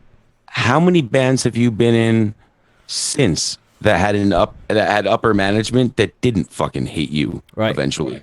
Or you, because every time there was someone above Loki in the business cog of things, I mean, people don't always do their job so great, dude. You know, like Loki called every one of those motherfuckers, everyone from then the fuck on, dude. Yeah, or at least not being afraid to say what you think is important. Call bullshit. Not being an asshole, but I mean, you always exposed the bullshit.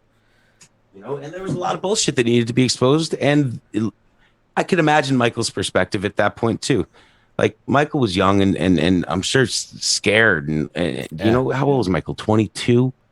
You know, that fucking time, no, he was a little older. He was like 20, 25, but yeah, young. You know, like that'd be a fucking confusing time in that dude's life, dude. You know, I mean, like they weren't helping him in the Misfits grow up or manage his money, or you know, he didn't have a personal manager. You know, like no one was looking out for him. Yeah, you know, and so he relied on Chud too.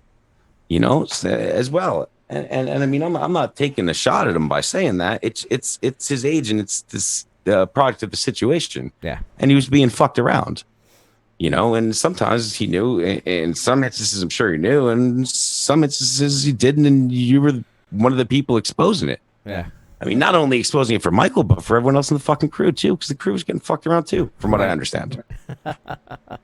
And what a crew! You know, it's. The sad fact is that after that second tour, I walked away with more money than Michael, and yeah, I remember that is beyond anything else the straw that broke the camel's back, because we know what happened in Chud's personal life. I thought the straw that broke the camel's back was Chud's hot tub. Right. I didn't. Yeah. Whatever he did with that money is what broke. But you know, Michael wrote a record, and his name was Graves. Went on 2 tours. If you tell $0, and Chud got a hot tub. Yeah, if you tell the guy who's writing most of the songs, okay, listen, the tour, almost all of them. There was like 1 or 2 that Chud wrote. Yeah, it was not 100%. Not a Web of Dharma. The only songs, listen, I don't remember. We were doing No More Moments he live, wrote Spider Baby and Heavy Metal. Right, Heavy Metal. You guys were playing live. No More Moments. You sure that's not a producer? I don't fucking know.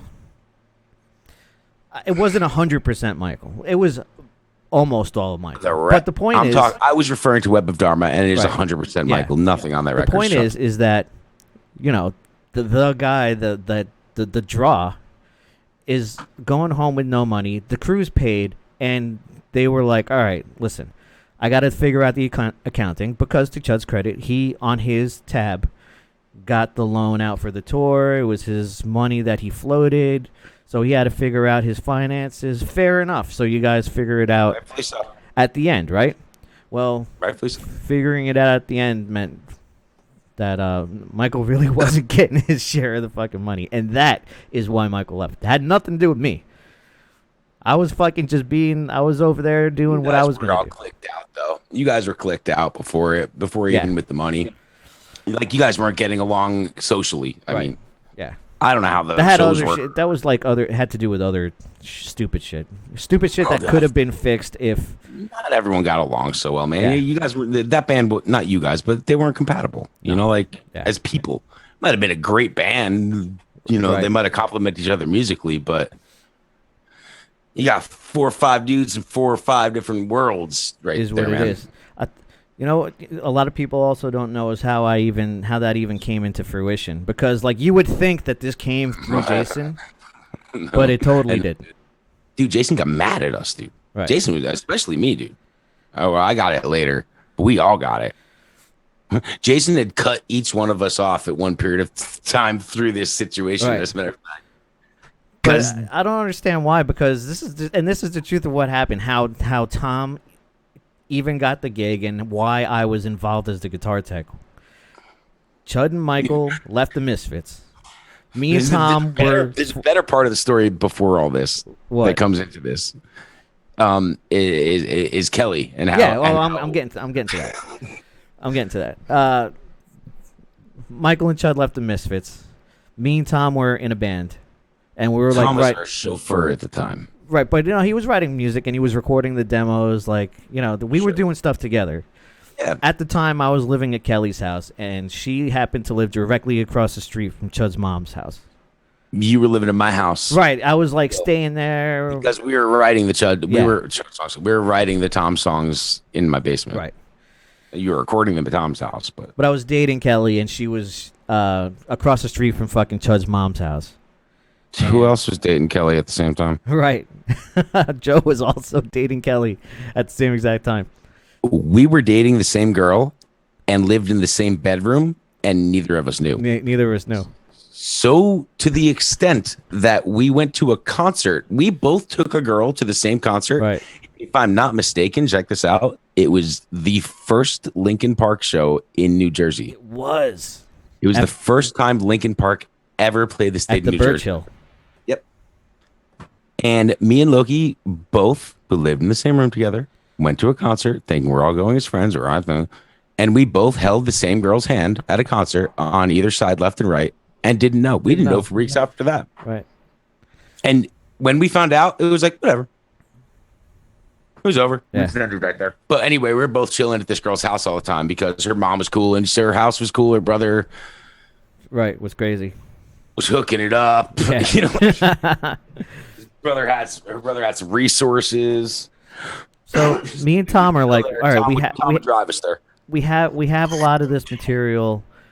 Chud and this is how stupid and like Lodi, New Jersey. Stupid and naive we were, and like brash also, if you want to throw that in there.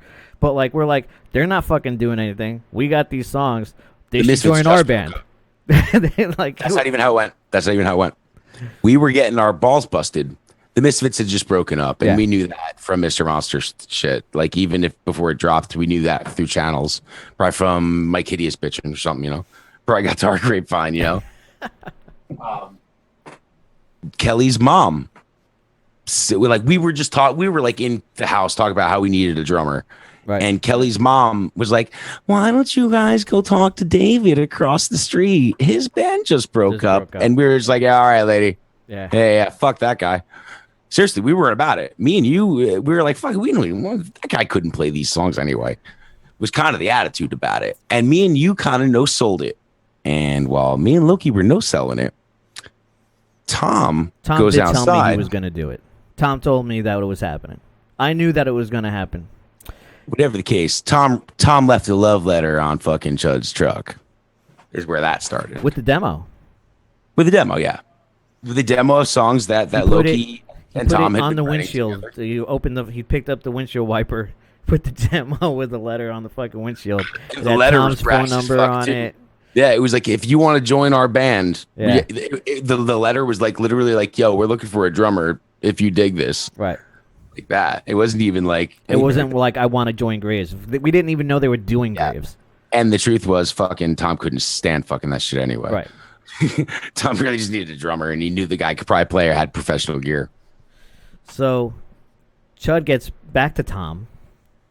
Who knows if he listened to the record? He did, because he mentioned it. I remember when it got mentioned years later. I never heard it from Chud, but go on. He liked at least the tones of the guitars. Like he liked what was going on in Tom's personal, like, on his rig. And there was nothing like Graves or the Misfits. Right. Nothing. So he was like, all right, yeah, with the sounds that you're coming up with, and like some of these ideas are cool, but like I'm not joining your fucking band, kid. But we are doing this Graves thing. We're looking for guitar players. Why don't you come down and audition? And Tom's an excellent guitar player. Talented guitar player. Excellent. Even then, dude. Yeah. He's only better now, but Tom was fantastically talented. And Tom was Tom. Tom had really nice gear. Tom had pro gear before he had ever been in a band. Right. Was Tom even in a fucking local band yet at that point? I don't think so. But Tom had the nicest gear of anyone I've ever known. He still has nicer gear than us now. Fucking, Right. like, oh, definitely. Like, it goes without saying. He had a fucking full rack. Like, he wasn't even in the band yet. And he had a full rack. Tom was ready to play in Metallica before he was in a local band. Like, he had Right. Metallica copious fucking professional gear. I would go jam with him in his bedroom, and he would have I would come over with this like combo amp, and he would have a full fucking Mesa stack, and like I'm like, Tom, can you just lower a little? Like, this is not gonna cut through that, man. Like, no, he was just like. Tom had all the guitar gear a boy could want. Right. To be fair, he could fucking play it though. Yeah, he could play it. Oh, absolutely, 100%. Isn't often that those two things happen. The only thing Tom couldn't pull off is a gig. Yeah. Until this. So, I talked to Tom because I'm like, yo, I know the CD that you gave him, and there's a lot of my shit going on in there. Like, so, listen, you get the gig, I'm all for it. I don't care. I don't give a fuck. And the Misfits world was much more your wheelhouse. Yeah. You know, like that was, you were Because coming I out was of Mr. already Monster. coming. I was playing with Mike Hideous already with Spy Society. I was playing with Mr. Monster. I was doing a whole bunch of that stuff. But I didn't care. I'm like, listen, if you get the gig, I want to be involved. I want a guitar tech. I want to be on the road. Like you. And you auditioned too, right? No. Like you guys both played. You I did didn't not play at all. No. Trokey was there. Listen, Remember Trokey? listen. Yes. It was. Listen, Tom was getting that gig regardless. Yeah. Even if you were better than him at that time, Tom was getting it just because Tom was you weren't about to suck dick for a gig. No. You weren't nearly up his ass. You didn't give enough of a fuck. And you didn't have the fucking. Did you even have a fucking full rig at that time? Yeah, I had. Well, the Trace Elliott's right behind you. I had that thing. You still got the rest of it? I still got the cab. It's at Michael's house. Johnny Knollwood has the exact same cab, by the way. He uses it live to this day, Yeah. by the way. Just so you know. Because I think Za. Remember the kid that Za King was in a band with? He had the same fucking thing too. Weird. It was the same head and cab? The fucking little black kid. What was his name? I don't remember his name. I don't like him. He's a jerk, that kid. Steve. He was very stuck up. Yeah, jerk. We call him Tiger Woods. Right. Because you know what? He kind of looked like him. He did. He was like a Very super fair-skinned. very fair skinned, very what would be a word for that? And I think he had light eyes. Like he was very vanilla for a black kid. He was like I'm gonna get canceled. Listen to me. I'm trying to explain something very normal. Right. He was like a rich kid, and fucking he was into heavy metal, and fucking and he was a spoiled brat. Yeah. That's what he was. He was fucking thought he knew everything. And he fucking let you. everything. He acted Yeah, that that ring. way. He acted that. Yeah. way. Oh yeah. But whatever the case, yeah, I had the Trace Elliott half stack. I might have had another head. I think I was using a processor at that time. I don't remember. You probably had Red Ibanez, man. That was probably it. I had the Prestige too. No, you didn't. You're wrong. Prestige You was got first Gotham the Road Prestige show. you got for Gotham Road. Yeah. That didn't happen yet. 2 more years. Really interesting. That the fucking totally off subject too. Is that Loki's fucking first guitar rig, which still is in pieces working to this day, since Angelsin, Yeah. is an acoustic half stack. It's an acoustic half stack. Like it's a half stack for an acoustic guitar. Yeah. Oh, crazy! That's the amp on the Angelsin record. Fucking weird, right? I've never even heard of it. Why would an acoustic half stack have a fucking distortion channel? In case you wanted That's to. like a terrible idea. But then, I was throwing pedals on top of that, or Yeah. I had that Zoom fucking that Digitech thing for a while. Whatever the case, man. Tom fucking Loki didn't have his license at the time. He was Right. fucking homeless. I didn't have Loki a phone, still yeah. played like a motherfucker. Yeah, you didn't have a phone. You fucking weren't staying at Chud's house fucking sucking his dick for 4 hours after fucking you Right. guys jammed every night. Fucking Tom was getting that gig. He didn't deserve it. Right. Hey, he could play. Tom was too good for that band musically, even, you know, like musically he deserved Like it. to describe Tom's playing is like he came from the school of like Kirk Hammett. He could basically play Kirk like Hammett, Kirk Hammett. he would smack you. only because he knows it's true. Like his beginnings are all like his. He was a Metallica like he loved Metallica when we were in high school. Because I knew Tom from before this. You know what I mean? Tom was on better than Kirk Hammett when he was better than Kirk Hammett, and then he got into all the '80s guitar players. So when he was going to be in Graves, like he was like '80s out, dude. He just was like everything '80s. He was overqualified for it. He was way overqualified. He was well above his head. Yeah, I used to call him CC Hammett. Because like I used to compare him to CC DeVille and Kirk Hammett all the time. He used to hate that. It was so funny, dude, from our perspective, because Tom always hung out at our house, watching him, like I said, after years of making fun of us for fucking, even just Angelsin, bro. If you had to wear eyeliner around Tom, he would make fun of you. You know, like, so if any of us had to wear any type of band, any type of theatrics, any type of goth clothing, anything, right. Tom was going to bust your balls about it. So when the fun we had when he joined Graves, you have no idea. He couldn't show his face at my house pretty much. And like the West House was the party spot. It was pretty obvious he was going to get the gig. And I was like, yo, motherfucker, you are getting me on that fucking tour. Yeah. Okay. Look, he was, You better no matter what the job was. Yeah. And he did. He got you. You were his tech? I was his guitar tech. No, I was his guitar tech. We had Pat as Chud's drum tech. Where did Graham come from? Was that Chud's friend or? It must. I don't know. I don't know how he got into the picture, but he was there at that audition. He was already playing bass for them. And Trokey. Trokey was not at the audition, but he was supposed to be the other guitar player. Trokey only showed up for the fucking photo shoot or something, right? Well, no, Trokey showed up with the fucking combo amp, man. From what I know, Chud nixed him. Michael wanted him. Chud nixed him. I wasn't. Yeah, that was Michael's like boy. Teenage, but was he in like Bambi Slam or like fucking Valmont or something? Yeah, I don't know where he came from, but he was he was Michael's friend. Michael wanted him in the band because it was like he wanted someone who was that close to him to be out there with him. Couldn't have his Trokey. Couldn't have his Found Trokey. a Loki. Found a Loki. Found a Loki. Right. Next best thing. Weird how it works. Yeah. But, like I was saying, man, and again, I'm spitballing. I wasn't on the Graves tours, man. I was just around the situation.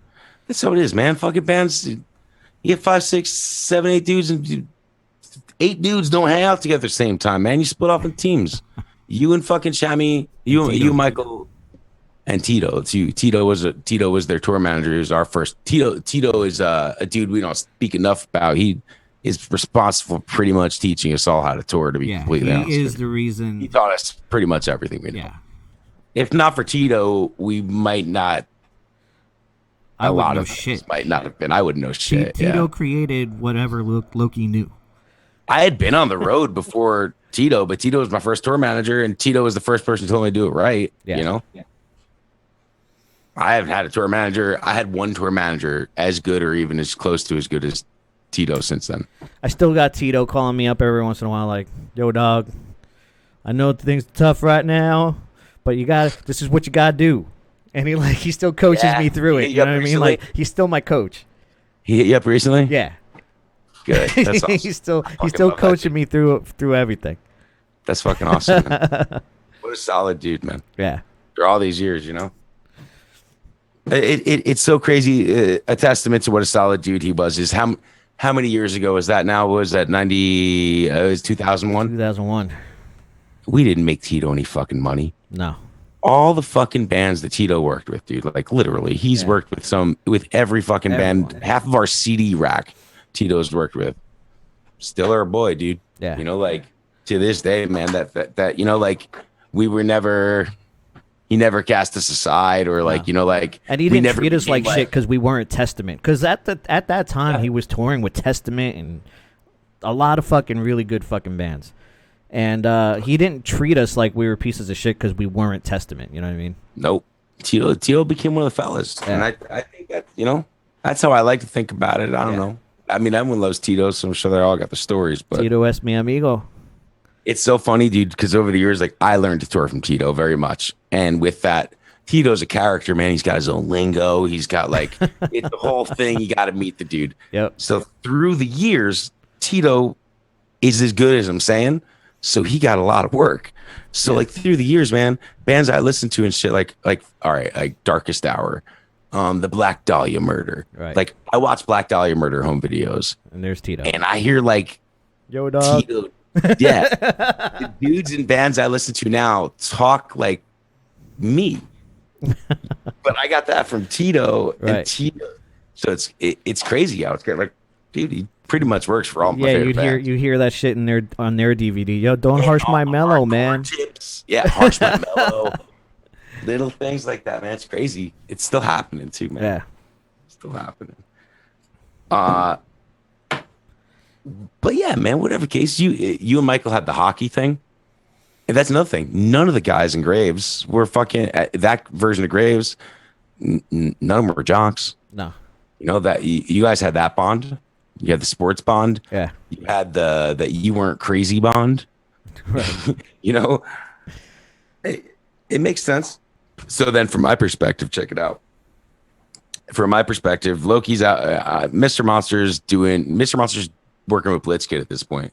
Yeah. So we're doing like 2 weeks on, 2 weeks off tours with Blitzkid.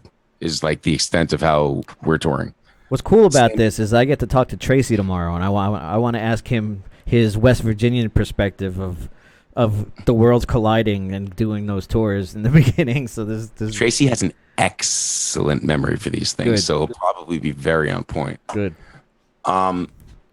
Through all that, yeah, like I said, again, fucking, we were in Mr. Monster and on tours playing the same circuit, and me and Loki lived in the house, and he was on a tour at the same time with Graves, who was in the same circuit as us. You know, so like we knew what was up. We weren't home together all the time. We knew it was up in each other's camps and stuff like that. And Loki still is in Mr. Monster, and that, you know, like as far as Right. our world, you know. Yeah, I was like on one of the shirts that you guys told everyone it was Germs. Yeah, the Murder for Hire T-shirt, man. Everyone thinks that's Germs on that, man. Everyone thinks it's Germs, but it's me. That's Loki, man. Loki Jason was quit. sour about that because I'm like, yo, man, I'm not going to do this shit anymore. He's like, I just printed a shirt with your fucking face on it. Yo, how many times did you estimate that you quit Mr. Monster? A lot. In like, let's say, was it a year and a half, 2 years you were in the band? How many times in 2 years? I'm not doing this shit anymore. And you know what? Before people get the wrong idea, It like was I fucking just great, wanted though. to It was be. just great. I wanted to be in a more. I wanted to be in a band that spoke about a more serious subject matter. I don't know. That's the way I always wanted to. I wanted something more. I didn't want to just fucking throw on some fucking whiteface, talk about fucking horror movies. I wanted more. I needed. Yeah. And not only that, but like I wanted more playing wise. It was boring the shit out of me. Like What sucks is that that's what happened right afterwards too. Right. Is like you didn't like the shit that we were playing then because we were writing very cookie cutter horror punk, or I mean at that point there wasn't a cookie cutter yet, but you know, we were writing the songs were about fucking movies, you know, and it was kind of, and it was CAFG. We knew what we were doing. There was a reason why it was like that. Yeah. As soon as you were out of that, dude, how cool would it have been if you'd stayed in long enough to write though? Who knows how that might have went? I don't know what you would have done. Actually, I don't know where you would have took it. I don't know if you would have. I don't think you would have taken it seriously enough to do it yet. I don't know. I think it would. I think you were, as a musician, that you were too young to hone it in and write like that yet. Yeah. You were too good for it, and you were too young to have gotten it enough to mold it into something new. Yeah, to take it backwards. Yeah. You know, to go back and focus on the simple. And where, you know, like, the fuck Which were you is saying hilarious now? because I do a lot of that now. Like, Oh, dude, yeah. I mean, I could give an example of that. I just don't want to jump ahead too much. Right, but I mean, right. if Darrow wasn't that idea, you know, Yeah. to But let- also, let's I mean, do given the simple leeway to perfect. be way more technical, man. Like, how hard, like, get Dean in here. Like, it was a challenge for him to learn and play some of those songs once I was in the writing process. It's not like, so there's it was just enough. It was just challenging enough to where I could throw in things that I thought were fun and technical, even though it was, That was a conscious decision by that point, though. Yeah. Because What did he say? Did he say he didn't have a hard time? I'm right here. What'd you say? No, I said I'm right here. And no, that stuff was actually really hard. Like, what did we say? We came up with the phrase. It was like seemingly difficult. Seemingly difficult. Seemingly difficult. That's how I would describe like learning all those Darrow songs like that. Yeah. Seemingly. No, it would be seemingly not difficult. No, it was. It was seemingly harder than I thought it was going to be. Right. Got it. Again, I don't want to jump ahead too much, but I don't want to jump ahead either. But that's kind of. I was not good enough then to do what I did in Darrow later. That's a maturity thing. Yeah. I wasn't either, dude. I just wanted to be in a different band. That's all. Monster was just at my playing level. Right. I just wanted to be in a different band. That's it. Yeah. But what the point I was getting at is that, like, you had left, you had done what you were doing. By the time you were working with Graves, you weren't writing for anybody at that point. Right. By the time we started writing the songs that you would have been Over Your Dead Body till the end, even This Night I Call Bad Luck, like, you would have, had you played, I would have knocked the mid-tempo songs. I would have knocked the shit out of. That's what I'm saying. Had you been a creative force on those songs, they would have. In fact, I don't know if you did this consciously or not, but like, I heard Over Your Dead Body, the song, and I would jam on it at the house, and I would play. I'm like, I was just I would metal it up, and you started playing the more metaled up versions. That, like, the song changed the way you played from the album version to like a more metaled up version consistently. Do you remember the influence that you had on Mr. Monster? There's a huge influence that you had in that band overall, whether you knew it or not. And it got and you started something that me and Germs carried on after you leaving that band that stuck straight through the band. I don't know. From your perspective, no, but I thought it was just, I don't know. Actually, I don't know. I was more I brought a Slash element to a Guns N' Roses element to Mr. Monster, but from your perspective, I have no idea. From not only that, from my perspective, or this is what was going on. Jason loved having you in the band. He loved what you added to the songs that he didn't know to add, and what he wasn't capable of adding to the songs. Like just licks, right? Throwing licks on top of the songs he wrote that were just smart, that he would have done if he could have played them, and I wasn't going to be able to play. But you gave Jason such a hard time. It's not like Jason was paying you to be there, bro. Right. You didn't really want to do it. You were doing him a favor. He was asking a lot of you to fucking even just show up to rehearsals. Like, so I would say no to songs on the set list. Yeah, you gave him ultimatums. Right. And he had to listen to him. So for instance, Jason wanted to cut Tina and Freddie, Gore Horror, Resident Evil. He wanted to cut out all the balls. Jason wanted all the heavy songs out of the band. Right. For instance, if you listen to Mr. Monster Over Your Dead Body version 2, that is what's missing from it. It's literally all Jason wanted the band to be poppier than right. It was. Problem is his whole band was metalheads. Right. Especially when Loki was there, and it wasn't made only. Me and Loki lived together. He was the guitar player. It was you two. I mean, you had fucking Jason Newsted. Yeah, of course it was me. I was a metalhead too, so I wasn't complaining about it. But that was I was just going along with what you said because it was working. So then, once Loki was out and Loki had finally fucking quit, Germs was in, and that element of Germs is also metal looking, right. Like from that persuasion as well.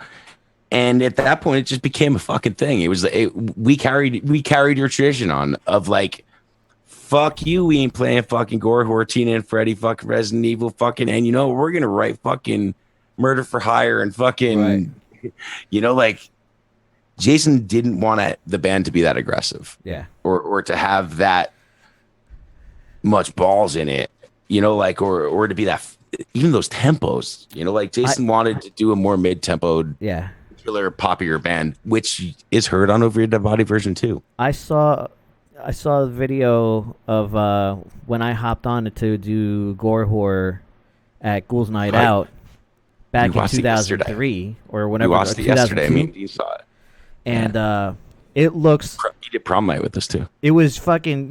Jason's up there with the way he looks, but the rest of us, it's just wet hair, just flying around, fucking everywhere, with the grave spider behind us, and it looked crazy.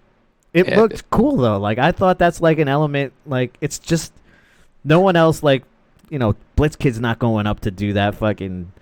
It stood out from everyone else that we were out there fucking windmilling to fucking prom night. Well, that was another thing. I think that and I'm not going to accredit this to like a Misfits reference or a Misfits influence, but it was the same type from when Mr. Monster had when it was me and you as was when it was me and Germs. Yeah. Next, we towered Jason with two metal dudes who had the same haircuts. Right. We both had the shaved sides, the long top, as we do now, fucking going for it the whole fucking time. And so much so that when you quit the band, we were just able to say all the illustrations. Right. You were of Germs. But I mean, it's just as much, man. It's just as much as Jerry Doyle had that same fucking the towers, Yeah. The towers around the singer like that, man. It gave it a uniform look like that. But there was no getting out of the metal thing. And let's face it, too. As much as he might not have fucking wore it on his sleeve by that point, Jason was one of the biggest fucking Metallica marks in the fucking world. Yeah. So, he would hop on the drums and we would play Metallica songs. Oh, yeah. Dude, A lot. Do you remember his first drum kit? Had the Live Shit Binge Purge. Right. The spray painted stencil were under his toms, dude. Jason was In fact, that first Angelsin rehearsal, I was just sitting there playing a bunch of Metallica solos, and and Guns N' Roses just songs, and that it hooked Jason in. I'm like, that was it. It was over. I have a picture of Jason. It has to be like his 9th or 10th birthday, blowing out the candles, and he's wearing a fucking the Four Faces Black Album shirt. It's fucking awesome. Yeah. Dude. Yeah, dude. Old as fuck. But fucking. Well, this is a good place to end this video because where'd we end? We're at Ghouls Night Out, where Graves meets Mr. Monster meets Blitzkid, and the next time we talk, we'll start from Mr. Monster and Blitzkid. Though. But you ain't right. What? You ain't right. What do you mean? Mr. Monster and the Misfits Blitzkid. become friends earlier than that for something else. That too. Yeah. Two aspects. Mr. Monster and the Misfits become friends via that October fucking the 99 show in September, the Famous Monsters gig. Yeah. The Rec Room. I'm saying we're leaving off though. That kickoff, that's where those bands. Yeah. Hold on. Blitzkid already knew each other as well as Graves and Mr. Monster knew each other a year before that show anyway. Because that was the second Ghouls Night Out. Right. Mr. Monster and Blitzkid met at the first Ghouls Night Out, which Michael Graves is on the back of the T-shirt for and was booked on as well, but did not play. Right. The first Ghouls Night Out was in North Carolina. Yeah. Asheville. So that everything you said is true 1 year earlier.